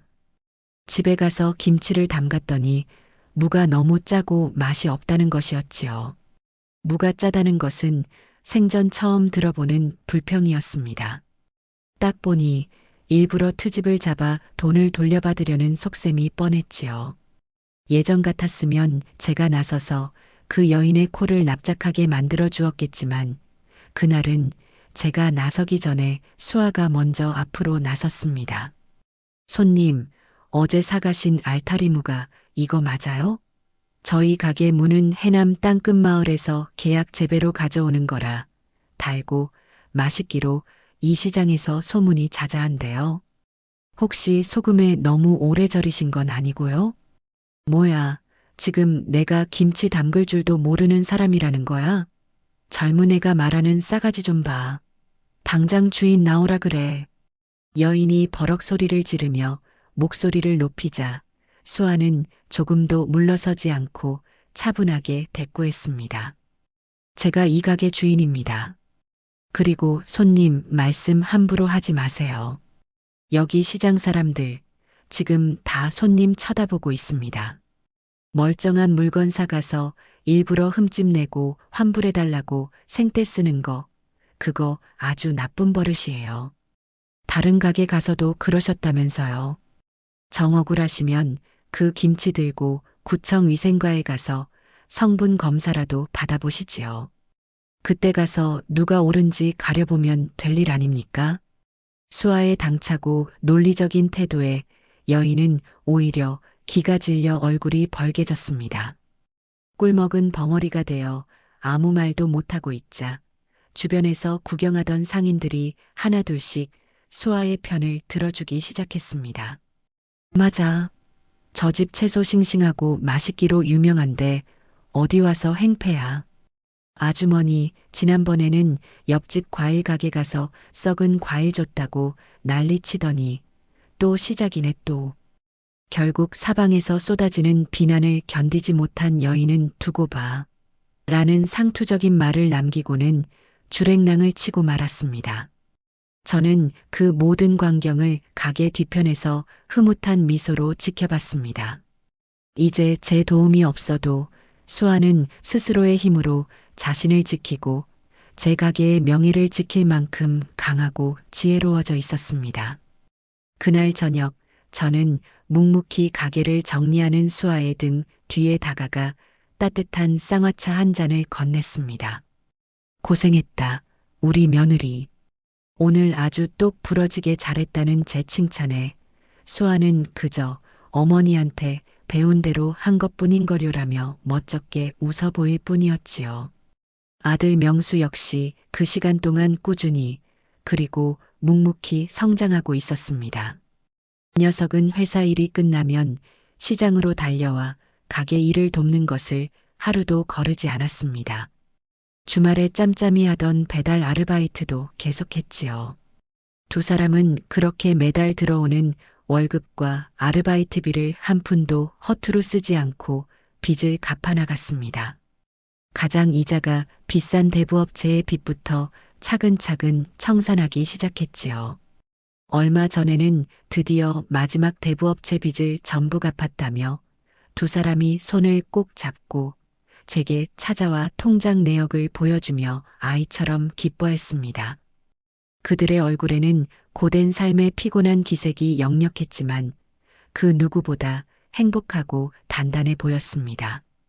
빚을 갚아나가는 고통스러운 과정 속에서 두 사람은 서로를 원망하고 탓하는 대신 서로의 가장 든든한 버팀목이 되어주는 법을 배웠고 진정한 의미의 동반자이자 부부가 되어가고 있었습니다.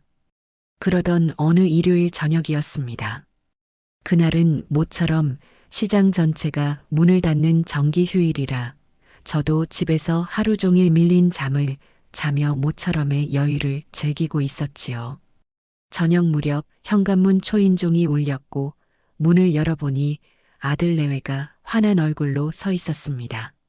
수아의 양손에는 직접 장을 봐 온 싱싱한 식재료들이 가득 들려 있었습니다. 어머니, 오늘 저녁은 제가 근사하게 차려드릴게요. 어머니는 소파에 앉아서 텔레비전이나 보면서 푹 쉬고 계세요. 수아는 이제 저희 집 부엌이 제 부엌인 양 익숙하게 들어가 앞치마를 두르고 음식을 만들기 시작했습니다. 저는 소파에 앉아 텔레비전을 보는 척하며 부엌에서 들려오는 경쾌한 칼질 소리와 찌개가 보글보글 끓는 소리에 가만히 귀를 기울였습니다. 어느새 그 아이의 칼질 소리는 제법 능숙해졌고 찌개가 끓는 냄새는 구수하게 집 안가득 퍼져나갔습니다. 1시간쯤 지났을까요? 수아가 정갈하게 차려진 저녁상을 들고 나왔습니다. 자신이 직접 번 돈으로 재료를 사서 제게 어깨너머로 배운 솜씨로 끓여낸 된장찌개와 몇 가지 나물 반찬들이었습니다. 솜씨는 아직 저를 따라오려면 멀었지만 그 된장찌개는 제가 평생 먹어본 음식 중 가장 깊고 구수한 맛이 났습니다. 저희 세 사람은 오랜만에 한 식탁에 둘러앉아 함께 밥을 먹었습니다. 예전처럼 서로의 눈치를 보며 이어가던 불편한 침묵이나 서로에게 상처를 주던 가시 돋친 대화는 없었습니다. 대신 시장에서 있었던 시시콜콜한 이야기들, 이웃가게 상인들의 흉, 그리고 앞으로의 계획들에 대한 소박하지만 희망 섞인 대화가 오갔습니다. 식사를 거의 마칠 무렵 수아가 뜸을 들이다 조심스럽게 입을 열었습니다. 어머니, 제가 시장에서 일하면서 정말 많은 것을 배우고 깨달았어요. 땀 흘려 돈 버는 것이 얼마나 소중하고 거룩한 일인지, 그리고 거짓 없이 정직하게 사는 것이 얼마나 중요한 것인지를요. 예전에는 남들처럼 비싼 옷을 입고 좋은 차를 몰고 넓은 집에 사는 것만이 행복의 전부인 줄 알았어요. 하지만 지금은 아니에요. 수아는 식탁 너머로 손을 뻗어 제 손을 가만히 잡으며 말했습니다. 그 아이의 손은 굳은 살이 단단히 박여 거칠었지만 그 어떤 손보다 따뜻하고 정직했습니다. 지금은 고된 하루 일을 마치고 명수 씨랑 나란히 집으로 돌아가는 그 시간이, 그리고 주말마다 어머니랑 시장에서 함께 일하는 이 시간이 제게는 가장 큰 행복이에요. 저같이 어리석었던 사람을 포기하지 않아주셔서 길을 잃고 헤매던 저를 다시 사람답게 살 수 있도록 이끌어 주셔서 정말 감사해요. 어머니. 그 진심 어린 고백에 저는 아무 대답도 하지 못하고 그저 수아의 손을 더 힘주어 마주 잡아줄 뿐이었습니다. 마음 한구석에서 뜨거운 무언가가 울컥 차오르는 것을 느꼈지요. 식사를 마치고 설거지까지 깨끗하게 마친 수아는 돌아가기 전 제게 낡은 통장 하나를 내밀었습니다. 그동안 가게에서 일하며 받은 월급을 한 푼도 쓰지 않고 꼬박꼬박 모은 통장이었습니다. 어머니, 이건 저희가 갚아야 할 돈의 일부예요. 비록 큰 돈은 아니지만 저희의 마음이니 꼭 받아주세요. 저는 그 통장을 받지 않고 단호하게 수아의 손으로 다시 밀어 넣었습니다. 됐다. 그 돈은 이제 너희들 돈이다. 그동안 정말 고생 많았다. 이제부터는 그 돈을 종잣돈 삼아 너희들 미래를 위해 계획을 세워봐라. 시장 한편에 작은 가게라도 하나 얻어서 너희들만의 장사를 한번 시작해보는 것도 좋을 게다. 이제 너는 그럴 자격이 충분하고도 남는다. 제 말에 수아와 명수의 눈이 믿을 수 없다는 듯이 동그래졌습니다. 그것이 제가 그 아이에게 제 방식대로 건네는 완전한 용서이자 두 아이의 새로운 시작을 진심으로 응원하는 축복이었습니다. 두 사람은 돌아가는 길에 현관문 앞에서 한참 동안 저를 향해 아주 깊이 허리를 숙였습니다. 그 모습 위로 따뜻한 거실의 불빛이 쏟아져 내리고 있었습니다. 저희 가족은 그렇게 길고 어두웠던 터널을 마침내 빠져나와 다시 따뜻한 빛 속에서 하나가 되고 있었습니다. 그 후로 또 한 해의 세월이 무심하게 흘러갔습니다. 저희 가족에게 길게 드리워져 있던 그늘은 이제 흔적도 없이 완전히 거쳤고 그 자리에는 소란스럽지만 평온하고 가난하지만 소박한 행복이 따뜻하게 자리 잡았지요. 저희를 나락으로 빠뜨릴 뻔했던 실버골드 인베스트먼트 금융 사기 사건은 저희의 신고를 기점으로 대대적인 경찰 수사가 이루어져 언론에 크게 보도되었습니다. 주범이었던 박 본부장을 비롯한 사기꾼 일당은 모두 재판에 넘겨져 각자 저지른 죄의 무게에 걸맞은 무거운 징역형을 선고받았다는 소식이 신문 사회면에 작은 기사로 실렸습니다. 피해자들이 힘을 합쳐 민사소송을 진행한 덕분에 피해 금액의 일부라도 돌려받게 되었다는 소식도 들려왔지만 저희는 애초에 그 돈을 기대하지도 바라지도 않았습니다. 이미 저희는 잃어버린 돈과는 비교할 수도 없이 소중한 것들을 얻었으니까요. 제 이야기는 어느새 시장 바닥에 전설이 되어 저는 사기꾼 잡는 여장부라는 다소 거창한 별명으로 불리게 되었습니다. 시장 동료들은 저만 보면 마치 큰 영웅이라도 만난 것처럼 치켜세우며 그날의 무용담을 다시 한번 이야기해달라고 졸라댔지요. 누님, 그때 정말 영화의 한 장면 같았습니다. 누님이 딱 버티고 서서 호통을 치시는데 어찌나 멋있던지 그놈들 혼쭐 나는 거 보고 제 속이 다 시원했다니까요. 정육점 김 사장은 아직도 그날의 흥분이 가시지 않은 듯 고기를 썰다가도 저만 보면 엄지손가락을 척 치켜 세웠습니다. 욕쟁이 할매 이모는 한술 더 떴지요. 야, 김미자. 듣자 하니 네가 무슨 용감한 시민상인가 뭔가도 받았다며?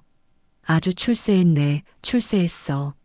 우리가 아예 시장 의적단이라도 하나 차릴까? 내가 행동대장 맡을 테니 너는 두목해라. 이 나라 좀도둑들은 우리가 다 쓸어버리는 거야. 저는 그저 나이 들어서 주책들이다라며 손사래를 치고 껄껄 웃을 뿐이었지만 위기의 순간에 제 일처럼 발벗고 나서준 든든한 이웃들이 있다는 사실에 마음 한구석이 늘 훈훈하고 따뜻했습니다. 그러던 어느 날 뜻밖의 손님이 제 가게로 찾아왔습니다. 바로 지난번 사기 사건을 담당했던 그 젊은 형사였습니다. 저는 또 무슨 일이 생겼나 싶어 가슴이 덜컥 내려앉았지요. 하지만 형사는 인자한 미소를 지으며 제게 작은 봉투 하나를 내밀었습니다. 조심스럽게 열어보니 용감한 시민상이라는 큼지막한 글씨와 함께 제 이름 석 자가 뚜렷하게 적힌 표창장이었습니다. 김미자 어머님, 어머님께서 보여주신 용기 덕분에 저희가 사회의 독버섯 같은 대규모 금융사기 조직을 일망타진할 수 있었습니다. 다른 피해자분들도 어머님 덕분에 두려움을 이겨내고 수사에 적극적으로 협조해 주셨고요. 그래서 저희 서장님께서 어머님께 꼭 직접 감사를 표하고 싶다고 하셨습니다. 저는 어색하고 쑥스러워 손사래를 쳤습니다. 아이고, 내가 뭘 했다고 이런 귀한 걸 다 주십니까? 당연히 해야 할 일을 한 것뿐인데 뭘요? 아닙니다, 어머님. 그리고 저희가 어머님께 염치 없지만 부탁드릴 것이 하나 더 있습니다. 형사는 조심스럽게 말을 이었습니다. 최근 저희 지역에 저와 같은 노인들을 상대로 한 보이스피싱이나 금융사기가 다시 기승을 부리고 있는데 경찰에서 아무리 예방 교육을 해도 어르신들이 잘 믿으려 하지 않는다는 것이었습니다. 그래서 실제 경험이 있는 제가 직접 나서서 노인정에 찾아가 어르신들에게 사기 예방법에 대해 강연을 좀 해줄 수 있겠냐는 부탁이었지요. 저는 잠시 망설였습니다. 평생 배추와 무만 팔아온 무식한 늙은이가 감히 누구를 가르친다는 것이 왠지 가당찮고 쑥스럽게 느껴졌습니다. 하지만 다시 곰곰이 생각해 보니 저의 아팠던 경험이 다른 누군가에게는 같은 실수를 반복하지 않게 하는 예방주사가 될 수 있다면 그것 또한 아주 의미 있는 일이라는 생각이 들었습니다. 저는 고심 끝에 그 제안을 받아들였습니다. 그날 이후 제게는 시장 상인이라는 직함 외에 금융사기 예방 시니어 자문위원이라는 아주 거창한 직함이 하나 더 생겼습니다. 한 달에 2번 저는 가장 깨끗하고 단정한 옷으로 갈아입고 지역 노인정을 찾아가 마이크를 잡았습니다. 제 경험담을 바탕으로 사기꾼들의 교묘한 수법을 하나하나 설명하고 세상에 공짜는 없으니 절대로 낯선 사람의 달콤한 말에 속아 평생 피땀 흘려 모은 재산을 넘겨주어서는 안 된다고 목청껏 열변을 토했지요. 처음에는 어색해하고 반신반의하던 어르신들도 저의 진심 어린 이야기에 귀를 기울이며 고개를 끄덕여 주셨습니다. 제 삶에 누군가를 도울 수 있다는 새로운 보람이 하나 더 늘어난 셈이었어요. 아들 내외는 제가 내어준 통장의 돈을 소중한 종잣돈 삼아 시장 안쪽에 작은 점포를 얻어 아담한 반찬 가게를 열었습니다. 수아는 제가 가르쳐준 손맛에 자신만의 깔끔하고 정갈한 솜씨를 더해 정직하고 맛깔스러운 반찬들을 만들어냈지요. 명수는 퇴근 후 가게에 들러 늦게까지 아내를 돕고 무거운 짐을 나르고 배달을 하는 굳은 일을 도맡아 했습니다. 아직 은행에 갚아야 할 빚이 조금 남아 있었지만 두 사람은 더 이상 돈에 쪼들리거나 보이지 않는 미래를 불안해하지 않았습니다. 정직하게 땀 흘려 제 힘으로 가게를 꾸려나가고 하루하루를 성실하게 살아가는 기쁨과 보람을 알게 되었기 때문이지요. 이제 두 사람은 주말마다 제 가게에 들러 일손을 돕고 저녁이면 다 함께 모여 소박한 밥상을 나누는 것이 저희 가족의 당연하고도 소중한 일상이 되었습니다. 어느덧 또 한 해가 저물어가는 쌀쌀한 겨울의 문턱이었습니다. 저는 그날도 어김없이 좌판에 앉아 목도리를 단단히 여미고 손님을 맡고 있었지요. 쌩쌩 부는 찬바람에 손끝이 시려 입김을 불고 있는데 저 멀리서 아들 내외가 밝은 얼굴로 제게 걸어오고 있었습니다.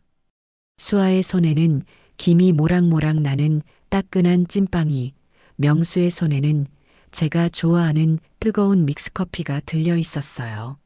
어머니, 날도 추운데 고생 많으세요. 이거 드시면서 하세요.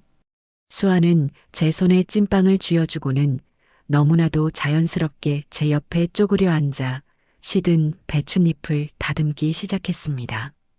명수는 제 어깨를 주물러주며 엄마 오늘 장사 잘 돼? 이따 마감할 때쯤 다시 올게라며 말을 건넸지요. 그렇게 나란히 앉아있는 저희 세 사람의 모습을 지나가던 시장 사람들이 흐뭇한 미소로 바라보며 지나갔습니다. 저는 따뜻한 커피를 한 모금 깊게 마시며 제 앞에 펼쳐진 이 소중한 풍경을 가만히 눈에 담았습니다. 지난 몇 년간 참으로 길고 험난한 시간을 건너왔습니다. 서로를 향한 분노와 원망으로 서로의 가슴을 핥히던 시간도 있었고 캄캄한 절망의 끝에서 모든 것을 놓고 싶었던 순간도 있었지요. 하지만 저희는 그 모든 풍파를 함께 이겨냈습니다. 그리고 마침내 그 어떤 것엔 비바람에도 흔들리지 않을 단단한 뿌리를 내린 진짜 가족이라는 이름의 나무가 되었습니다. 사람들이 저를 어떻게 부르든 이제는 아무 상관이 없습니다. 억척스럽고 무식한 시장 할머니라고 부르든 사기꾼 잡는 여장부라고 부르든 저는 그저 제 가족을 지키고 제게 주어진 인생을 책임지며 오늘 하루를 성실하게 살아가는 김미자일 뿐이니까요. 제 나이 이제 75, 제 인생은 여전히 분주하게 현재 진행형입니다. 그리고 저는 제법 괜찮았던 이 인생이 아주 마음에 듭니다.